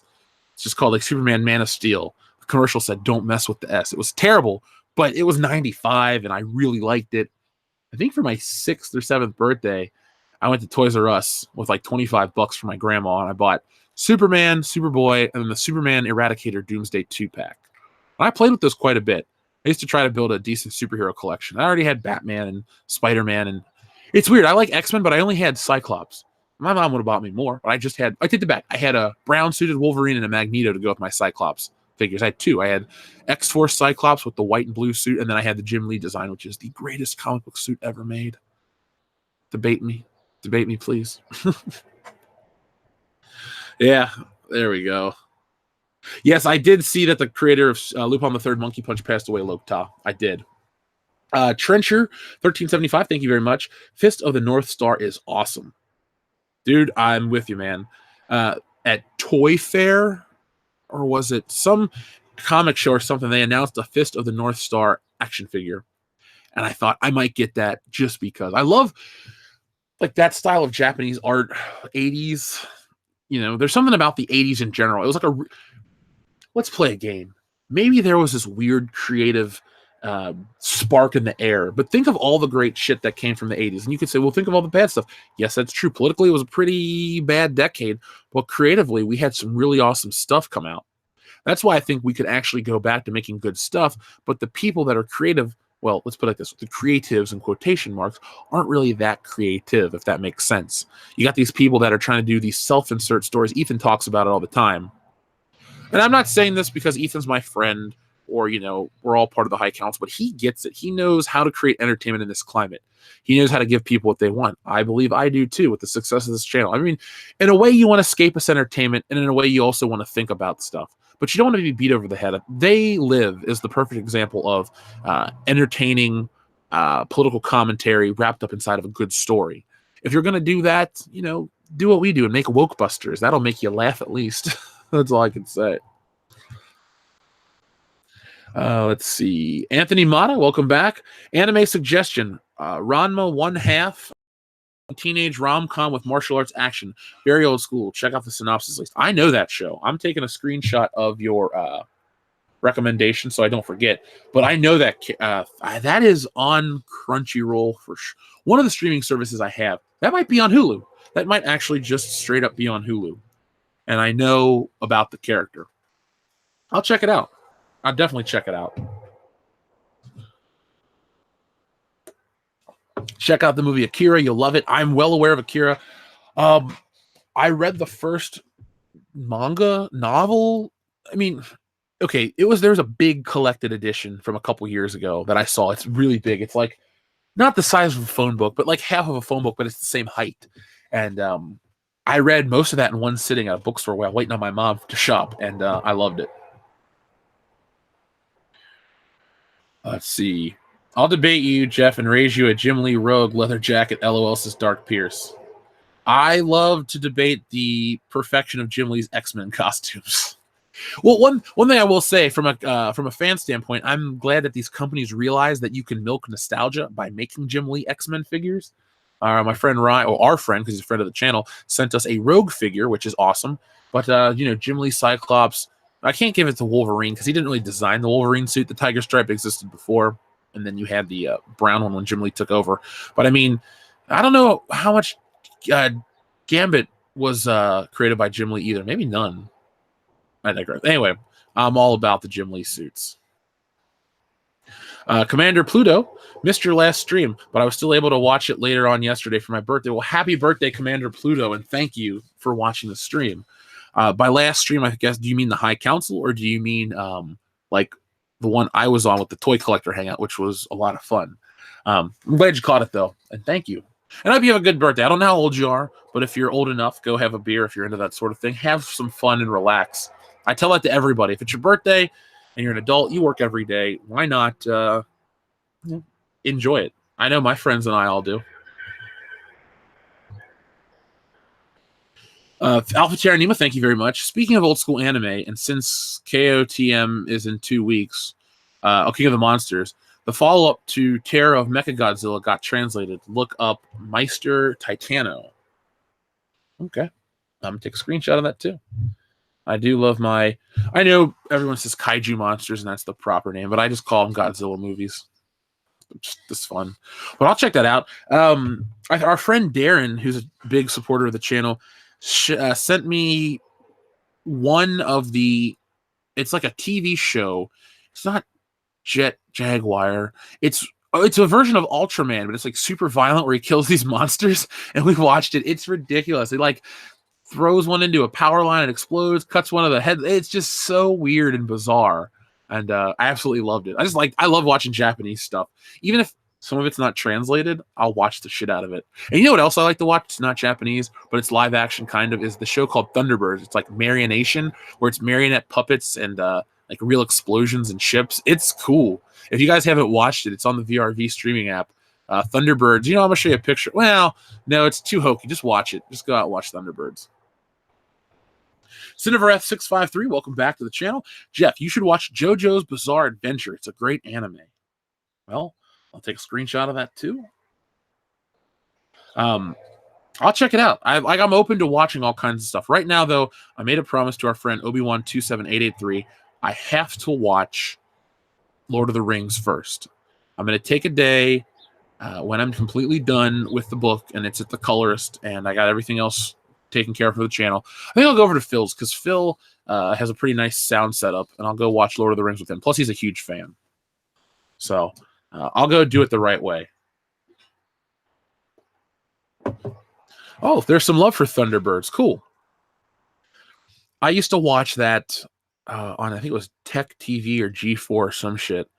And I would catch it, and it was a lot of fun. I mean, I know that it's hokey, but it's from a bygone era. And if you put that out, people would complain how racist it is and whatever.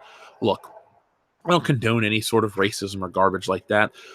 But old stuff, it comes from an era where that was the norm. Not saying it's good that it was the norm, but you can't change the past. Warner Brothers put out their old cartoons that were considered racially insensitive, and they put out a disclaimer. And I think the disclaimer is the best thing to do. You can't act like it didn't happen, but at the same time, I don't think you should elevate and praise it either. So, shout out to Warner Brothers. Let's just hope you guys don't drop the ball with everything. Trencher1375 says, Lord of the Rings, 1 is great, 2 good, 3 okay. I've heard that the Two Towers is like the big one with the fight that everybody likes, but I will watch all 3 extended, and I will get back with you, guaranteed. And I'll let you know what I thought about each one. I have heard of the Zatachi movies. That's the Blind Swordsman, right? There's somebody in the chat, usually Zatachi's cane sword. So, yeah, Zatachi is the blind samurai, and then there's Wolf and Cub and something else. They're not the same. They're different, but one's a manga, one's a movie. Jeff, are you excited for It Chapter 2? Asks Alec Munoz. Well, Alec Munoz, thank you very much. Yeah, like seriously, I don't get to talk a lot about horror, and I don't because let's be honest, the Fandom Menace is not a horror-based thing. Maybe around Halloween you guys want to get involved, but overall it's not necessarily a horror thing. But that trailer got me so excited. I was actually kind of tense watching it too. I'm like, what's up with this old lady? And then I looked at the picture, and you saw Pennywise dance around. Well, not Pennywise dance around, but anyway, you saw the shit in the trailer, and you're thinking to yourself, oh, this is going to be good. And then you think about how good the first one was. You got the same kids. You got these great adult actors. I think horror needs a renaissance of quality. And I know people are thinking, that sounds a little pretentious. Well, hear me out. I like these movies. I like the dark and the macabre. I like all these things. And I think a lot of you guys do too. But you get a lot of these independent creators making these schlocky horror movies that don't make a good story. Here's the thing. A lot of them don't have the budget for good effects, so they can't do good kills. So they try to use violence, or they try to have a lot of cussing, bad scripting, and some nudity of some very untalented actresses. And the movies are shot like dog shit, and you got all these things. They populate Netflix. They're an embarrassment.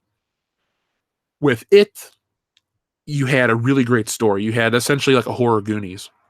I think all the kid actors did a great job. All of them, seriously. Even the ones like Finn Wolfhard from Stranger Things. He's a good actor. He's cool. The girl was good. The other kid played Ben. They were all, entertaining. They all did a better job than the kids from the 90s version, and they were all really solid.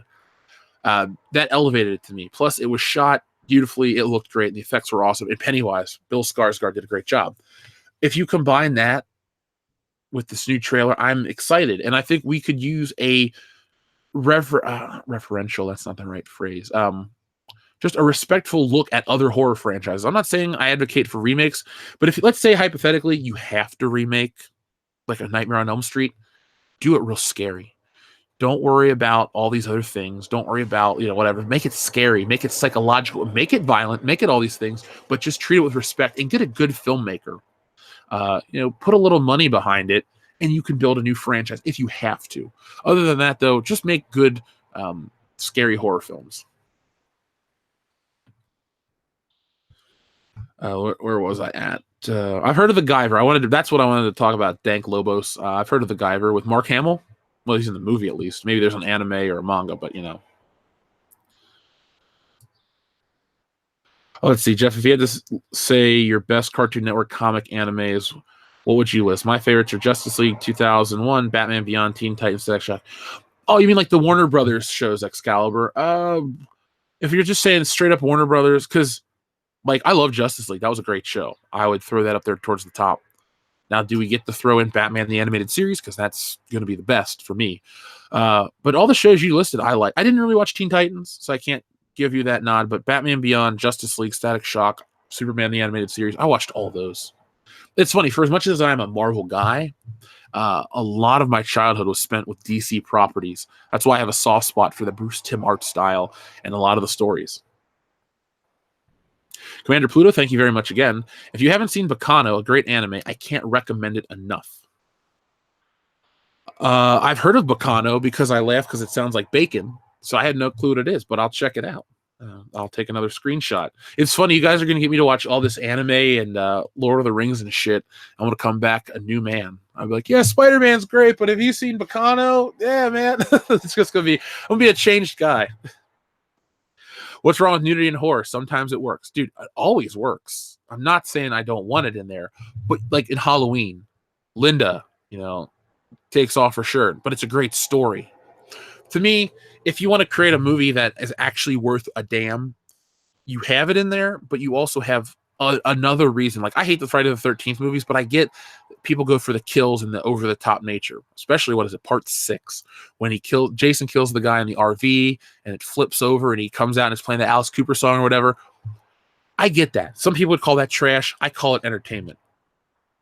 But when you get these other found footage, like I watched this thing called like The Haunting on Sorority Row, and that movie was just dog shit. Like even the hot women in the movie could not save it. So it's quite interesting to see the range of that.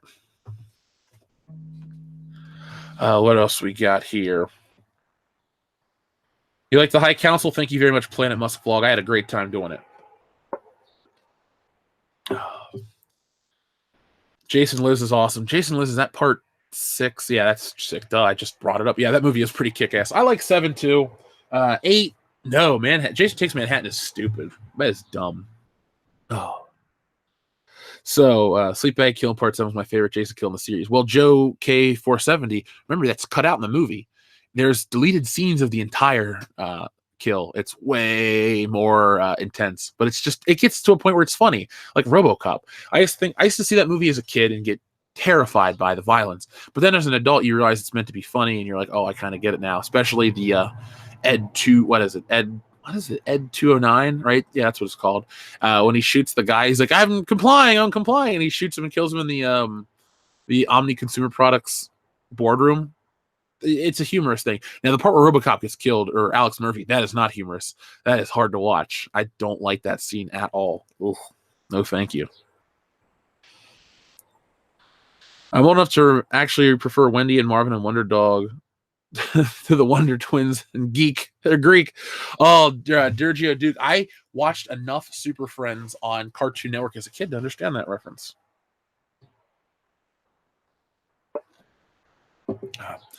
So, let's see. Should we invite Kendo to close? We got 30 minutes left of the show. Should we have Kendo on and have an interesting discussion? Let's see if we see a tank tread of ones, we can do that. Well, Bro Paulo Creed, you're right. I'm not supposed to enjoy it, but I can't even look at it. It's just too over the top. It's just, ugh. Oh, thank you. Beep boop. Bring on beep boop. I always think about Rocky 3 hit me harder. Oh, when Mick died, I really like. I love Rocky 1, 2, and 3. I love 4. I like 5. I hate Balboa. I like. Haven't seen the Creeds, but I want to watch them. It's funny. The older I get, the more I like Sylvester Stallone. I really do think he's got more substance than people give him credit for. That's all I can say. Okay, we're seeing a lot of ones. All right, I'm going to send him the link. We'll see where this conversation goes. Guys, this has been an awesome morning. I want to tell everybody thank you for sticking with us the entire time. What the hell happened? Sorry, my tabs got out of order. So, if only Jesse Milestone was still alive, we'd, or not alive, awake. Ooh, that was dark. If she was still awake, we'd shoot her a link too. Down the road, I would not mind a Good Morning Pop Culture call-in show, Zoo Crew type of thing. Could be fun. We'll get there. Like I said, the channel keeps on growing. Let's see. Micah D2 says, try Cowboy Bebop and Gundam Wing. Oh, Micah, I own Cowboy Bebop on Blu-ray, the entire series. And I have it on good authority that I might have ordered the Spike Spiegel SH Figure Arts action figure on Amazon last night because I like that show quite a bit. So I'm a Cowboy Bebop fan. You don't have to sell me on that show at all. Love the artwork, love the design work, and it looks great on Blu-ray. Shout out to my buddy Dan who picked up that movie. Don't forget Rambo from 2013. Awesome. Well, Alec, I think that Rambo movie is actually from 2008. The really bloody one. It's 08 or 09 because I'm positive I saw it at Michigan State. I went with this girl and we were watching it and she was like, ooh, and I'm sitting there like going, yeah, like when he takes the 50 cal and turns on the guy in the Jeep and he turns the meat. I just never expected it to be so violent, but holy shit, was it intense. I'm telling Jesse you killed her. LOL, says Dr. Kaufman. I was, yes, I'll take the blame. She'll message me today. What the hell, man? I thought we were friends. I go, yeah, I thought we were too, but it was an accident.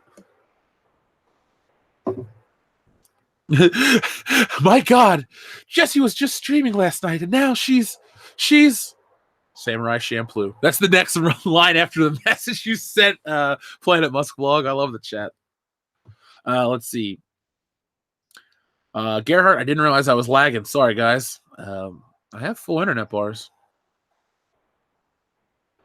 Where are we at? Let's see. Jesse Milestone has risen from the grave. We had so much fun hanging out in Chicago, all of us. The one night we went to dinner with Ethan was awesome. Our friend Andy was there. He's a listener. He's a super big fan of the Fandom Menace. Folks, he had the coolest Fandom Menace shirt. He had this shirt that said the Fandom Menace, and they had the picture of Ahsoka on it, and it said that Star Wars girl on the back. It had Geeks and Gamers, Comic Artists Pro Secrets, World Class Bullshitters. And he made the shirt himself. It looked awesome. And Andy was fun, too. We got to meet another guy who hung out with us for a little bit. Named Dylan. He's usually in the chat. He was a lot of fun, too. I mean, Star Wars Celebration was a great time. I don't advocate you throwing money to Disney for Star Wars and all this shit. You do what you want to do. But if you ever get a chance to come with the Fandom Menace, like the YouTubers are going to be, come hang out. It's so much fun. Like the meet and greet we had in Chicago. Oh my God. I wish everyone would have been there. There are a lot of listeners out there I want to meet, and it would have been a lot of fun to have more people. We were honestly packed wall to wall. I couldn't have fit more people in the bar. Shout out to our buddy at Patty Mac's Pub and Grill for hooking us up with that place. That was awesome of you. Thank you. Oh, sorry, Japan. There is a Tales from the P.O. Box. I don't know if I told this on the High Council or was it now. I have my other cars getting. I bought a Jeep for my cousin, and I need to get brakes on it because it wasn't an expensive car, but I need more space. And I have some of the packages in there. I was trying to wait to get the car back so I could do everything at once, but it might be a little bit. So I'm looking to just wait, and then I'll do it. I got all the packages here. I'm going to open them up. I'm trying to film it on Sunday. So if you check it out, folks, it might be out of order, but I will get it done. What up, Kendo? Howdy. What's new? Not much. Just got up, just been hanging out, doing some stuff around the house, and waiting to be a part of Good Morning Political Correctness. There we go. That's what the GMP stands for, folks. So, you're excited for the It Chapter 2 trailer, right? Yeah, of course I am. You saw how stoked I was for that movie the first time around after I saw it. Yeah, it's oh my God. I haven't seen a better horror movie in theaters in years. Yeah, I agree. Because we weren't going to do it for the show, and then you and Nick went and saw it, and were talking glowingly about it to each other in our private chat thing. And I had a Saturday afternoon. I was like, you know what? I'm going to go see this movie. And I went and watched it, and I left that theater a changed person. I'm like, holy shit! They did horror right. Yeah, I was pumped, man. I want more, but at the same time, I'd rather wait to have something great be made. I don't want them to rush it out.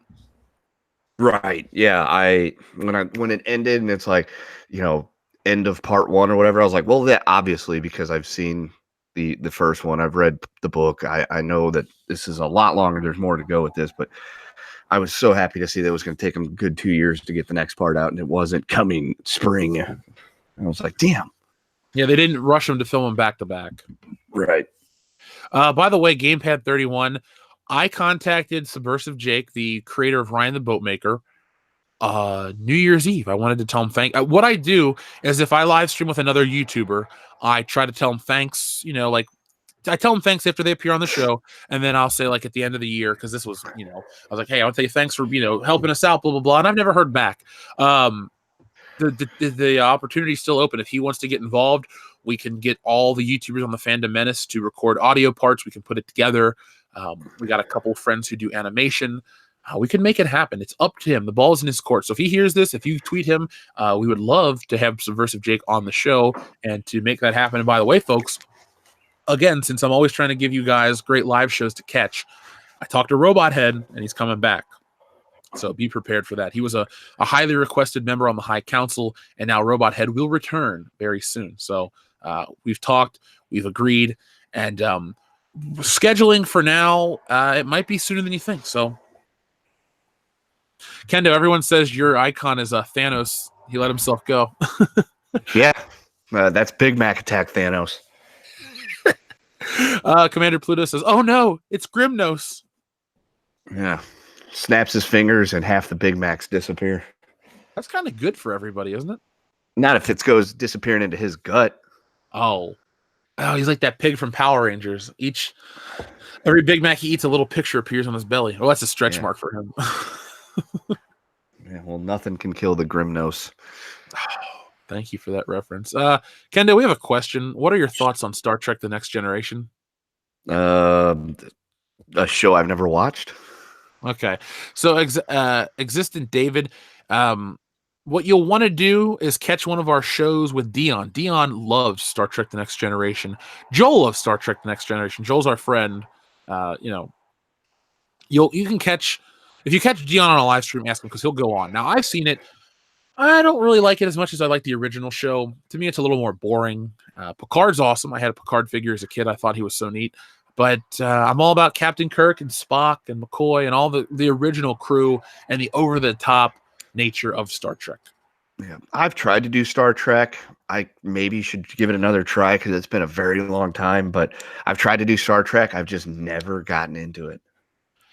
Yeah, there's just something about the camp factor that's like, to me, old Star Trek reminds me of the Twilight Zone in a way. I'm not saying just because of the William Shatner crossover, but there's something about the tone of certain, the way they look at humanity in a futuristic way, like what they think the future would be like. It's from a specific lens, and I like that in entertainment. I don't necessarily get that from modern day. Like, I don't like Black Mirror. I watch it. I think it was great in the beginning, and then it got the dog shit when it came to Netflix, and that's the problem I have with a lot of entertainment. What do you think of Stargate, Kendo? It's all right. I watched it. Used to watch it with my buddy Lunchbox. He was huge in Stargate, so whenever I was over at his house and it was on, we'd watch it.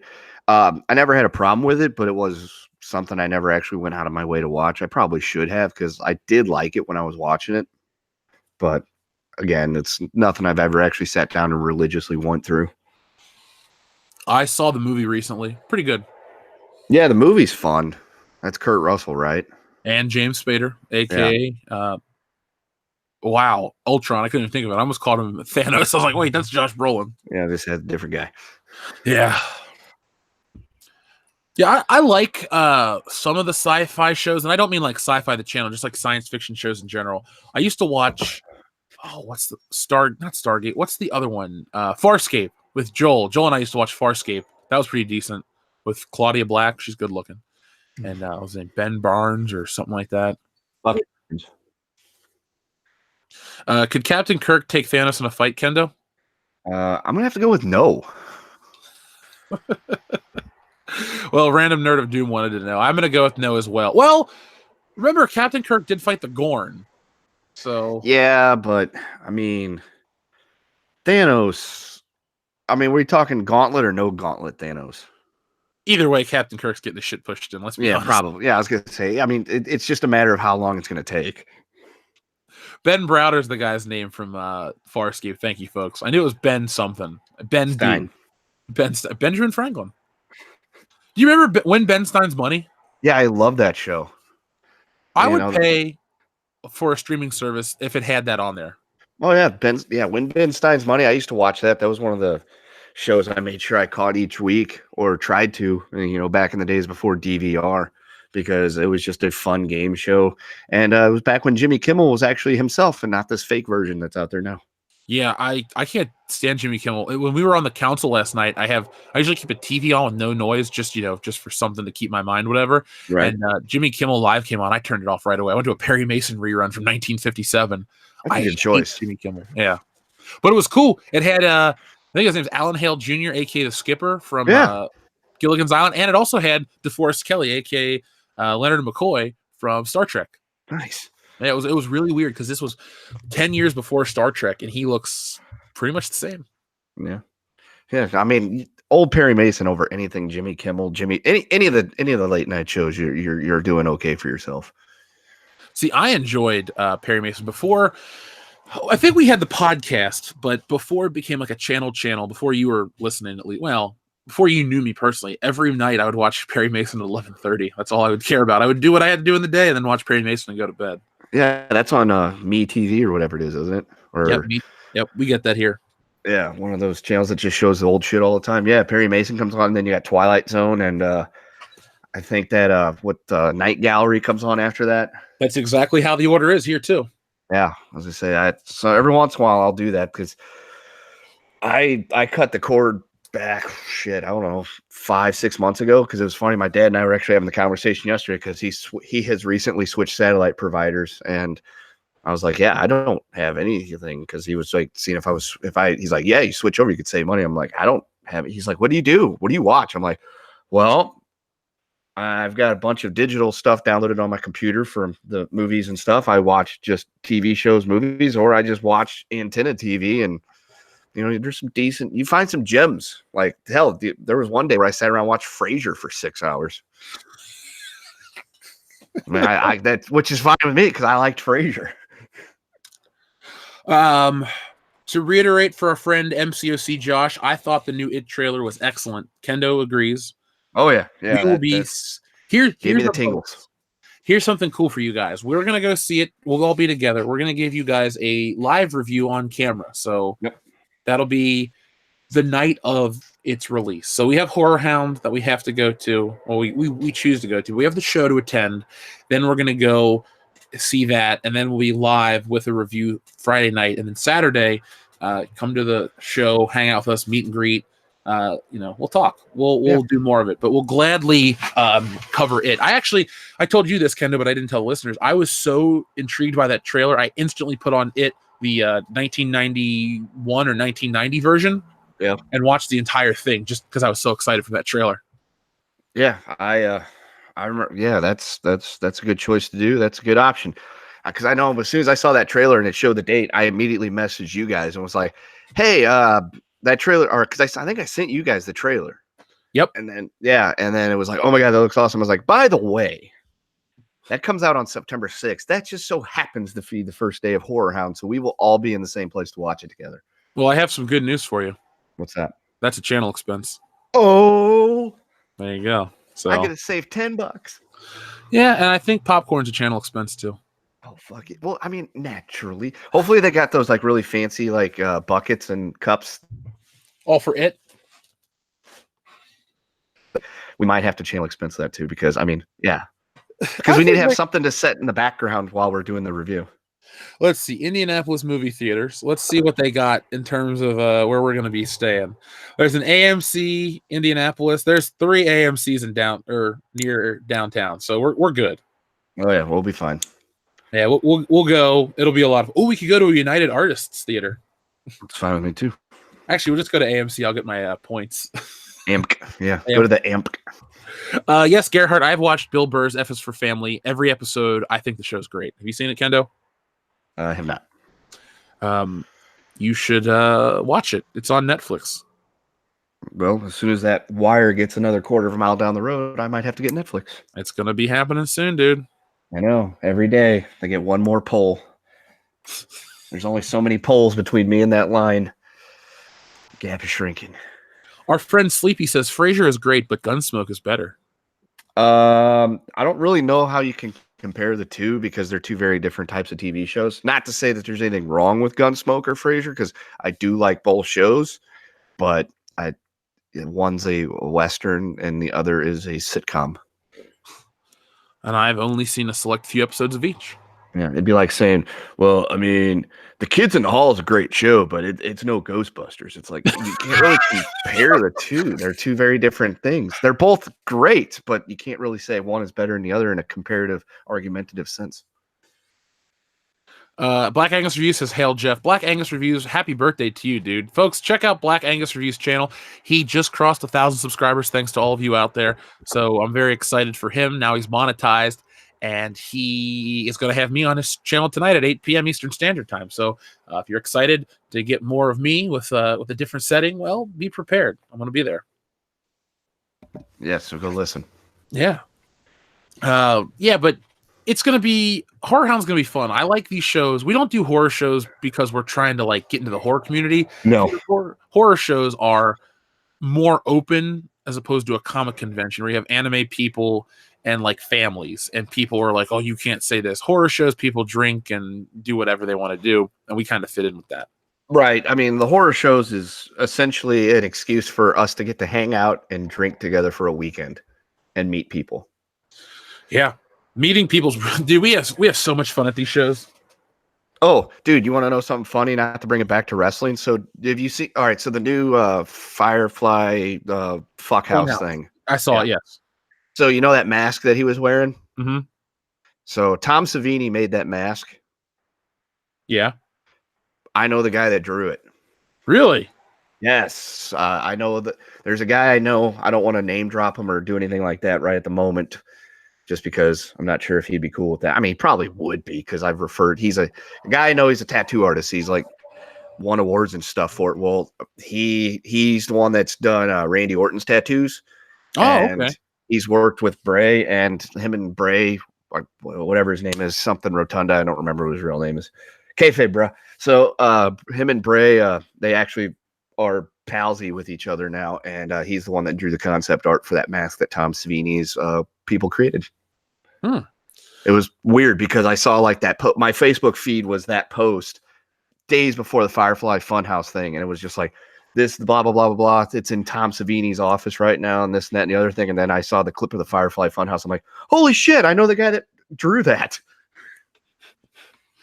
I love those segments. Yeah. But now I guess he's all creepy and evil again. People want us to do a Tales from the Crypt stream. We did it once, folks. Ooh. Yeah, because now I've got the Tales from the Crypt. Yeah, I can be a part of it. We'll work it out. We might do something bigger for Patreon as well. Maybe we can't commit to all the episodes, but maybe we can commit to some of the best episodes from each season. The best of the best of the best. Of the few and the proud. That's right. People want to hug Thanos Grimace because he looks so cuddly. He does look like a really nice guy. Maybe we should make get a Thanos Grimace costume and put it on D-Hun. I'd be okay with that. I don't know if he would, but I don't care. Shit, hell, I'd even wear a Thanos Grimace costume. Be hilarious. Yeah, nothing can kill the Grimace. Rhino4563 says, "Good morning, Jeff. Speaking of wrestling, you see AEW just signed a TV deal with TNT Turner." Yeah, we talked. I mentioned that to you guys, I think a week or so ago, because everyone wants to make that joke. Oh, they're just a T-shirt company. Well, not anymore, apparently. Well, yeah, TNT Drama officially tweeted it out today. Yeah. I love the tweet because it's got it's on Facebook, so people posted a picture of the tweet, but it's got like a caption and it says, "And a good morning to you, sir." And then it just says, "TNT Drama, we're back in the wrestling business." I'm excited for it. Isn't their pay-per-view this week? Next week. This weekend's Money in the Bank. Oh, yeah. So this week is probably a shitty one, and then next week will be a good one. So mark your calendars. Wait, is that on Sunday the 26th? No, Saturday the 25th. I think either way I'm available that evening. I might have to go and pay-per-view that baby. Yeah, I'm going to Phil's house. We're going to have a party and watch it. We're all going to Yeah. Maybe I should put an eagle call out there for everybody in the area to see if anybody wants to chip in and go sit someplace and watch it with me. You should. If I lived closer, I would. I really am genuinely pumped for this. I basically want to love everything I'm into. Like, I'm trying to think. Like 2002, before it got too late into the year, we had a good Spider-Man flick. Well, Star Wars wasn't that hot, but Bond was good. Comics were good. I want to get into that. I want to find a nice happy medium for all the entertainment I like. But right, I agree, because we've had the conversation before in regards to wrestling. My whole keeping up on wrestling right now is literally just listening to the one podcast I listen to. That's the weekly review. A couple others. So essentially, Salamonster and What's Wrong with Wrestling is how I keep up on wrestling these days. Occasionally I'll listen to John Pollock and Wai Ting, depending on how much time I have during the week. But other than that, like, well, I've said it before, I'll say it again. I checked out of wrestling when I looked at New Orleans in the rearview mirror after WrestleMania 34. I was like, I just have no interest in this anymore. It's just is completely nadered out for me. I maybe watched a SmackDown or a Raw since then occasionally, but every time I see like what they're putting out there, I'm like, God, this is awful. This is just complete garbage. And then AEW came along, and maybe, just maybe, we'll get good wrestling shows again. That's all I want, man. I just want to be entertained. I want it with everything, folks. Yeah. Are we not entertained? No. I went to a Monday Night Raw last Monday, and it was difficult to sit through. Yeah. But the seat was comfortable, so I can't complain. And the tickets were free. The tickets were free. Dan's mom. Shout out to Dan's mom. Thank you, Joe. Thank you. Yeah, I think there's supposed to be something coming to St. Louis here before too long, and I got some friends who are like, "You guys want to go?" I'm like, "If I have to pay for it, no." Win me tickets off the radio. Yeah, as I say, are they free? Because if you got like a free suite ticket, then yes, I will go. But I'm not paying to go see WWE right now. No, there's so many things I would rather do than go to a wrestling show, like sleep. Yeah, just sit on my ass and stare at the ceiling. Yeah, I mean, maybe you got one of those spackle ceilings where it's kind of cool and kind of pointy if you touch it. So, no, but I do need to finish painting in here, so I'd rather do that. So would I. Yeah, it'll be an all-painter three-way. But was it? Wow. Wow. I fucking love that show. Don't you guys want to pay to see that all Whammon pay-per-view? I didn't even watch. What was it? Evolution, right? This was called. Yeah, that was their response to getting shat on for Saudi Mania. And as one of the few pay-per-views I didn't watch. I didn't even watch the last Saudi show though, or the Australian show. So I wasn't, picking on the ladies because I like ladies wrestling. I always have. It just depends who's wrestling. Mm-hmm. The funny thing is, it's not like the women aren't the problem in a lot of these things. It's the media surrounding them. Like I said earlier, Kendo, in Endgame, the women's scene is getting a lot of negative attention, but when they did it in Infinity War, it was great. Right? It's how you do it. It's how you present the product. Yeah, they got to just have a better just presentation overall. You got to, if you really, here's the thing, entertainment industry, you think we need to have this talk about whatever, which we're kind of past it by decades, Mm-hmm. Many decades. Women have led science fiction and regular franchises for decades before I was born. Women had action figures. Women wrestlers were doing all these big things. I mean, people talk about women wrestling now. Shit, did you know Cyndi Lauper was a manager of one of the biggest women wrestlers at the time? Wendy Richter in 1985. So, I mean, these things have already happened, but the quests for these firsts in entertainment, not just wrestling, but everywhere. Oh, we want our first Star Wars female lead. Well, Princess Leia was co-lead with Luke and Han. They all had top billing together at the same time. All these things have happened. And in our constant desire to be the first for something, we forget everything that came before. And honestly, it could be entertainment. It could be social. You just shit on the past and all the people that's actually sacrificed and suffered. Because all you are is some lazy dick in a room in front of a computer complaining. That's all you are. That's right. And you still can't get laid. Boom. Black Angus Review says, did y'all see Fighting With My Family? Strong female character before Captain Whammon released. Yet no feminist went. Probably because of the binary training. I have not watched that one yet. That was definitely one of those, I'll wait till it comes out on home video before I go see that movie. I'm interested in it because I liked Paige the wrestler. I also liked Paige the private video star. But I was like, that one doesn't interest me enough to have to run out and see it. Yeah, The Rock is in that movie, and I still didn't watch it. Yeah, and you're a huge Rock mark. The funny thing is, for as much as I'm a huge fan of The Rock as a wrestler, I don't care about his movies. I think I would like him, but I don't have any desire to I'll see Hobbs and Shaw because I like Fast and Furious, but I don't want to go see. I didn't see Fighting With My Family. I didn't see Skyscraper. I didn't see Rampage. You've seen Skyscraper before. It's called Die Hard. Well, it was better in 1988. It's true. So I just, it's weird. I will buy his merchandise. I will travel the country to watch the guy wrestle, but I won't travel 10 miles to go watch his latest film. No, I get you on that one. It's just, I mean, I would like to live the Rock's lifestyle. I'd like to wake up every morning at 4 o'clock and clang and bang, and then eat like 10 pounds of buffalo a day and whatever the hell else he does. That sounds cool. It does sound cool. I tried it with chicken once. Felt really shitty. Yeah, I've done that before. I was like, I tried to do the Ultimate Warrior thing where you eat nothing but like rice and chicken for 2 weeks, and I felt like shit. I've never taken it that far, but I know sometimes it's like, oh, I should eat, a more balanced diet.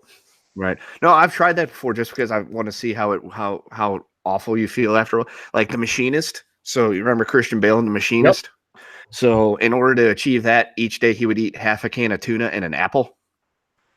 And I tried doing that for about 3 days, and I wanted to die. Well, I couldn't do that. Well, I used to have summers off, so I would find things to do to entertain myself during the summer. And one day it was like, I'm going to try to see how long I can last on the Christian Bale Machinist diet. Yeah, it lasts about 3 days. And I was like, I'm going to start murdering toddlers if I don't eat something real. Well, I'm glad you did eat something real. I did. I went to McDonald's and crushed a 20-piece and a Big Mac. I was like, oh my God, I'm starving to death. I have to have McDonald's. Carbs. Yeah, when McDonald's sounds great, then you know you're starving yourself. Oh, somebody in the chat, Joe K470, Ultimate Warrior, load the fuel into the rocket ship. Oh, you see the plane coming, and the nose turns. Oh, fucking Ultimate Warrior. Talk about a bad promo. What do you think Christian Bale's best movie before Batman was? American Psycho. Yeah, I agree with that. I absolutely love that movie. I might like American Psycho more than The Dark Knight Rises. Oh, easily. But I don't know if I like the other ones more. I got to think about it. It's funny. I put these things out there and then I go, man, I got to really think about this to give an honest answer. Right. If you take away the smoked pack of Reds and gravel truck voice thing that he got going on with when he's Batman, I think it would go up some points. Yeah. The music's grown on me. I actually listen to those scores quite a bit in my car. Yeah, they're good. Yeah. The track Molossus, which is essentially the Dark Knight theme song that everybody knows. That music's pretty awesome. And I really do like his I guess maybe it's not that I think it's the best, but I got real used to his second suit in the Dark Knight, the one with all the armor plates. Yeah. I dug that suit. I'm glad they carried it over to the next film. Yeah. I mean, I loved everything about Christian Bale's Batman except for the fucking dump truck voice. It's like, dude, just talk. Keaton didn't change his voice. Adam West didn't change his. That's the illusion of he's wearing a mask. You don't know who he is. Well, Michael Keaton Batman. By the way, Girthy Gamer SD, shout out to you for saying Batman 89 for the win.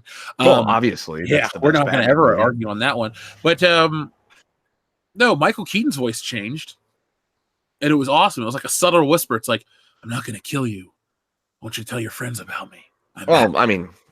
He just dropped it an octave, but he didn't have to really, really go. I mean, imagine Michael Keaton.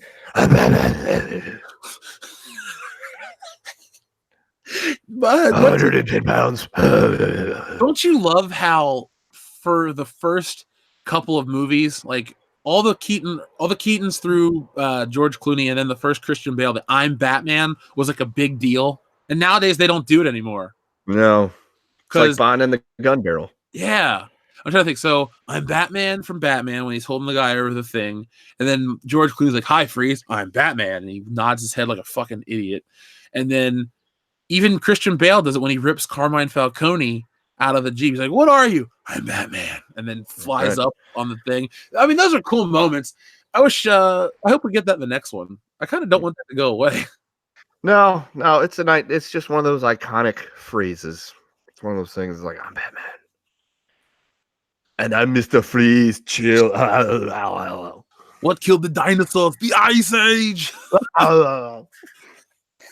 It's not a tuba. It's a freeze gun. God damn it. That movie is so dumb. Yes, it is. It's one of the few ones that I can't sit down and watch. No. I have to be in a special state of drunk and having, if we were sitting down at Horror Hound and we're like, let's watch Batman, and Robin, then I'll be like, what else is on? Okay, fine, let's watch it. The only way I will willingly watch Batman and Robin, besides being drunk, is if we're watching Batman Forever first, so I can at least get through a Joel Schumacher Batman flick that I don't think sucks. Yeah, Batman Forever has some really good moments. It's not the best, but it has some good moments. yeah. The Bat wants to play, we'll play. What I'm trying to think. I've only seen Batman and Robin probably 5 times my entire life.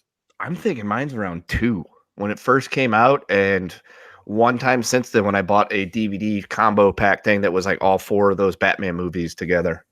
And I really only did it because it was $5 and I could get the original Batman. Yeah, I would do. I don't. Okay, so we saw it when it first came out. I was like, Mom, please, can I see Batman and Robin? Because you didn't know it sucked. You know, Batman Forever was great. I was 6 years old, going on 7 when that movie came out. So I was already on like this Batman high. And I went and saw it, and I was like, and then I don't remember watching it for years. And then I think we rented it once on tape, didn't like it. And I remember going to Taco Bell and getting like the cups and all the shit too. Yeah. Taco Bell had all the gear. And then in college, I watched it with Dion, and I think that was the last time I watched it. No, I watched it one time when it was on Netflix. Yeah, I didn't even see that one in theaters because I saw Batman Returns in theaters and I saw Batman Forever in theaters.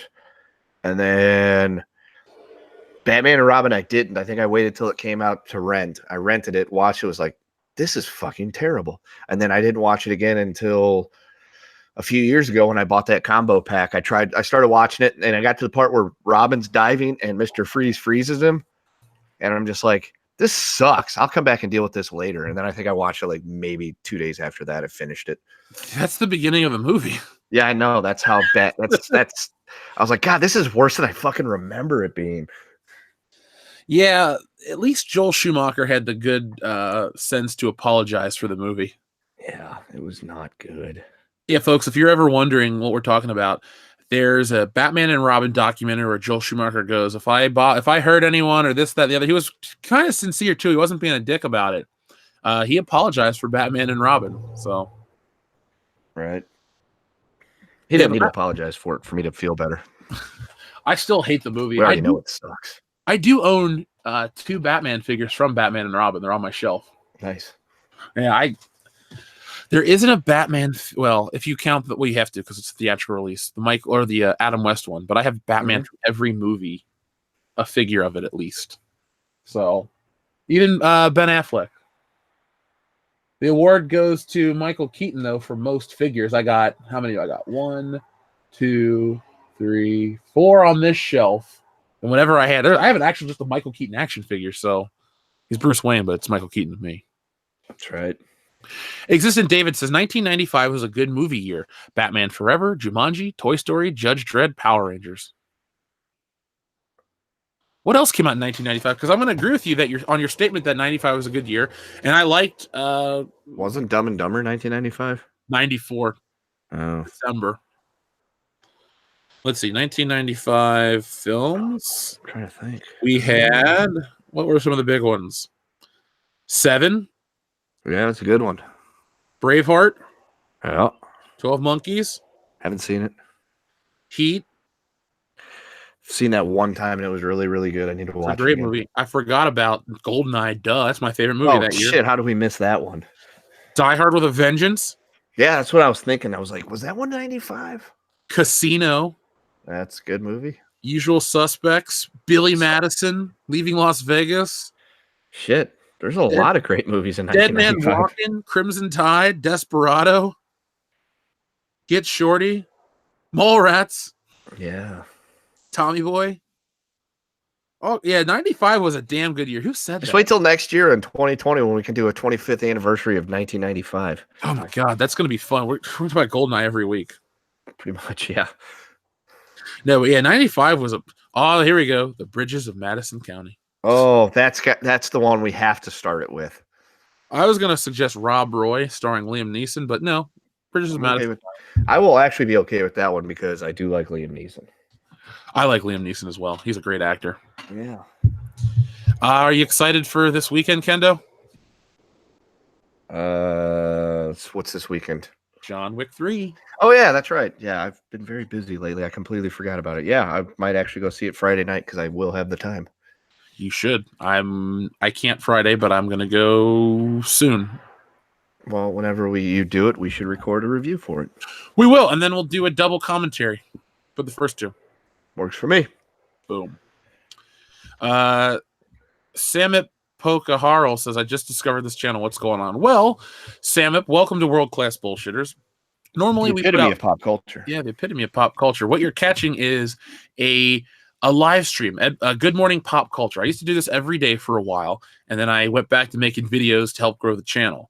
And when we do our nightly stream, well, not nightly, excuse me, we do our night stream called the High Council. If we get 1,000 thumbs up, I give a Good Morning Pop Culture in the morning as a thank you for all the listeners who supported the High Council the night before. So here it is. That's what you're catching. You're catching the very end of Good Morning Pop Culture. It's a nice way to hang out with the fans, talk to them, answer questions. Oh, wait, Mortal Kombat came out in 95. Oh, fight. Dude, that new one looks pretty cool. Or it sounds pretty cool if they're making it. James Wan. I hope so, because Mortal Kombat Annihilation was terrible. Understatement. I actually got into a conversation with a guy at work the other day because he was asking me about Sonic. And he asked me if there was, and I said something. He's like, how come video games never translate over well to movies? And I was like, well, there's a lot that goes into it. I was like, I think and we both agreed that Mortal Kombat, the first one, is probably the best video game movie, and that's not saying much. Yeah, but I still like it. Oh, I do too. I mean, I was excited for it when it came out. I had to go see it because I loved Mortal Kombat. We saw that. So you brought up Dumb and Dumber. We had that on videotape when it was new, and there was an ad for Mortal Kombat. It was like, coming summer 95. Mm-hmm. And so I watched Dumb and Dumber. That was the first movie I saw more than 10 times. Like, I had seen Aladdin and the Lion King and likes, but dude, I watched Dumb and Dumber all the time. And I would watch the whole tape. You know, sometimes you would fast forward through the opening previews on a videotape. Mm-hmm. I always watched the opening previews for Mortal Kombat or for Dumb and Dumber, and Mortal Kombat was on there. And when the movie came out, we went and saw it, and I loved it as a kid. For the longest time, I thought it was rated R, but it's not. Huh. I did not know that. Rico156 says, morning, Jeff. I haven't been here in a while. How's life treating you? Life is great. Rico, I don't know how long it's been since you've been keeping up with the channel, but Kendo, we're at an all-time high in terms of channel support. Yep. We keep on growing. We have huge success with the live shows. The videos are doing great. Personally, I'm very happy. Everything's going great here. Kendo, how you doing? I'm doing fine. So see, everything's going great, Rico. But now that you're back, everything's even better. Commander Pluto says, so many great movies came out the year I was born. I take it you were born in 95? Because I was born in 88, and I had movies like, God, I don't remember what came out in 1988. Oh, yeah. Beetlejuice, Coming to America, Die Hard. There we go. 83, Trading Places. Boom. Oh, 1988 films. Let's see what did come out the year I was born. We had stuff like Big, Who Framed Roger Rabbit, Beetlejuice, Fish Called Wanda. So far, I like these movies. Die Hard, obviously. Rain Man, Child's Play, Coming to America, Willow, The Last Temptation of Christ, They Live. There we go. Bull Durham. Nice. The Naked Gun. Oh, that's a good one, too. The Blob. The Land Before Time. Dirty Rotten Scoundrels. Did you hear the all-female remake was a flop? I'm not surprised. It's got like a 13% on Rotten Tomatoes. Yeah, that's a shame. Maybe they'll learn something from that. I doubt it. I do, too, but I was just wishfully thinking. Let's see. The Hustle. Where is it at right now? It's got 5 out of 10 on IMDb. And let's see what the box office is, just out of curiosity. The Hustle itself is a con. God damn. A movie called Palms is the worst box office flop of the year. Rotten Tomatoes, 17% on Rotten Tomatoes. Nice. Yeah, ouch. Sounds like it's doing well. Yeah, I mean, it's exactly how well a Rebel Wilson film should do. I agree. She's not funny. Nope. Oh, man, it opens to $13.5 million. What a hit. Yeah, that's not good. Whatever happened to Anne Hathaway? She used to be okay. Yeah, she She was a Princess Diary person, and then she took her top off for Brokeback Mountain. Not that I've ever watched the movie. I've only seen the stills because I was in love with Anne Hathaway. I was like, oh my God, she's great. Wait, she gets her boobs out in that movie? I don't want to watch that movie, but I will go to Mr. Skin and look up the pictures. What about Flesh of the Stars from Knocked Up? That I haven't watched. No. And Knocked Up, they're going to make a website where they do movie porn stills or movie nudity stills. It's called Flesh of the Stars. And then the woman goes, "You mean like Mr. Skin?" And they go, "What?" And they freak out. Yeah. By the way, Existent David, you said Halloween 4 came out in 1988. Not only did Halloween 4 come out in 1988, that movie came out the day I was born. So there you go. Look at that. I don't think any movies came out on the day I was born. October 21st, 1988. Halloween 4, the Return of Michael Myers. Dergio Duke, I was born in 1967. You Only Live Twice was 1967. I believe Planet of the Apes was 1967. Was Barbarella 1967? Was that 1969? I'm not sure. 1967 films. I'm just curious now. Yep. You had In the Heat of the Night, Bonnie and Clyde, The Jungle Book, Guess Who's Coming to Dinner, Cool Hand Luke, The Dirty Dozen. That movie's awesome. Oh, that's a great movie. A lot of these movies look stupid, though. Belle de Jour, Ombre, You Only Live Twice, Casino Royale, Camelot, Barefoot in the Park, Dr. Dolittle, Taming of the Shrew, and Like Flint. That's my favorite movie. Oh, and The Producers. There you go. That's a great movie. There's a good one. That Producers is fantastic, not the remake. Not Matthew Broderick and Nathan Lane. No, that one was awful. I couldn't even watch it. McKinney90, thank you very much for your compliment. Good morning. Great High Council last night. It was a great High Council last night. You can't get any better chemistry on YouTube than you can from the High Council. Seriously. We love doing the show a lot. And now, remember, folks, if you love the High Council, you'll essentially get a second episode this Thursday night, 9 p.m. here on World Class Bullshitters, Eastern Standard Time, of course. It'll be myself. It'll be Jeremy. It'll be Ethan. It'll be Nerdrotic. And it'll be Bounding Into Comics, because we're going to be talking about the Bounding Into Comics situation. They were deplatformed. It was serious. We're going to be talking about a lot of the stuff in the Access Media. So when I'm here, Gary, Jeremy, and Ethan are together, we're going to give you guys some great entertainment. And our guest has all kinds of stuff to talk about. So be prepared and do not miss out. McKinney90, I know you're going to be busy drawing your excellent artwork, but take a time, or at least put us on while you draw. That'll be this Thursday night, 9 p.m. Eastern Standard Time. So you don't want to miss it. I was born in 79. I know Alien was that year, says John Pegdilio. Also, The Warriors. That was a great movie. Yes, it is. Isn't 48 Hours 1979? No. That's 1981. I was going to say, it had to be after Eddie Murphy was on Saturday Night Live, which was 19. And it also has to be after The Warriors, because Walter Hill directed both movies. So yeah. So, is there anything else we should cover this morning, folks? Let us know in the chat before we close this out. This has been a nice, healthy Good Morning Pop Culture. And as I said, it's going to go off this channel. It's going to be archived on the Good Morning Pop Culture channel forever. So make sure that you guys check that out. And if you listen to us on Podbean or iTunes, Good Morning Pop Culture also goes to live there, so you can stream us in your car and not have to have your screen on or anything like that. Let's see. N7 Ryan, don't worry. Cecil will not be on our Bounding Into Comics stream. He left before I could invite him on, so it'll just be us.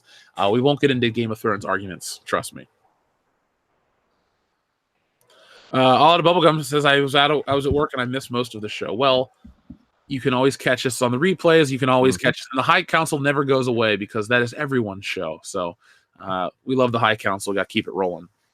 Yes, Disney did buy the rest of Hulu Secret Rebel. I got a video I'm going to be making soon. I got a video I need to finish the pictures for. The audio's done. You know, should I throw that up on Patreon early for everybody right now, Kendo? Yes. I'll do that right now while we're talking. So, folks, if you're a $5 and up a month patron, you're about to get the audio for the next video. It's just a little bonus as a thank you, guys, for supporting the channel above and beyond the Call of Duty in terms of just watching us. So let's see, audio, and boom, I'm uploading it right now. So there will be a full video for everyone tomorrow because I want to get it done. I don't want to sit on it forever, but I thought you guys can have early access to it and you can tell me what you think. So Kendo and I are going to go in a moment. We are going to record this week's podcast since this Thursday night will be me and the other guys from the High Council, and we'll be discussing the Bounding into Comics situation. So there will be a World Class Bullshitters episode. It's going to be a little different, but we're going to get ready to call Nick, and we're going to go have some fun there. So I guess that's it. Yep, sounds like it. All right, folks. Well, as always, folks, thank you for watching. And as always, be excellent to each other.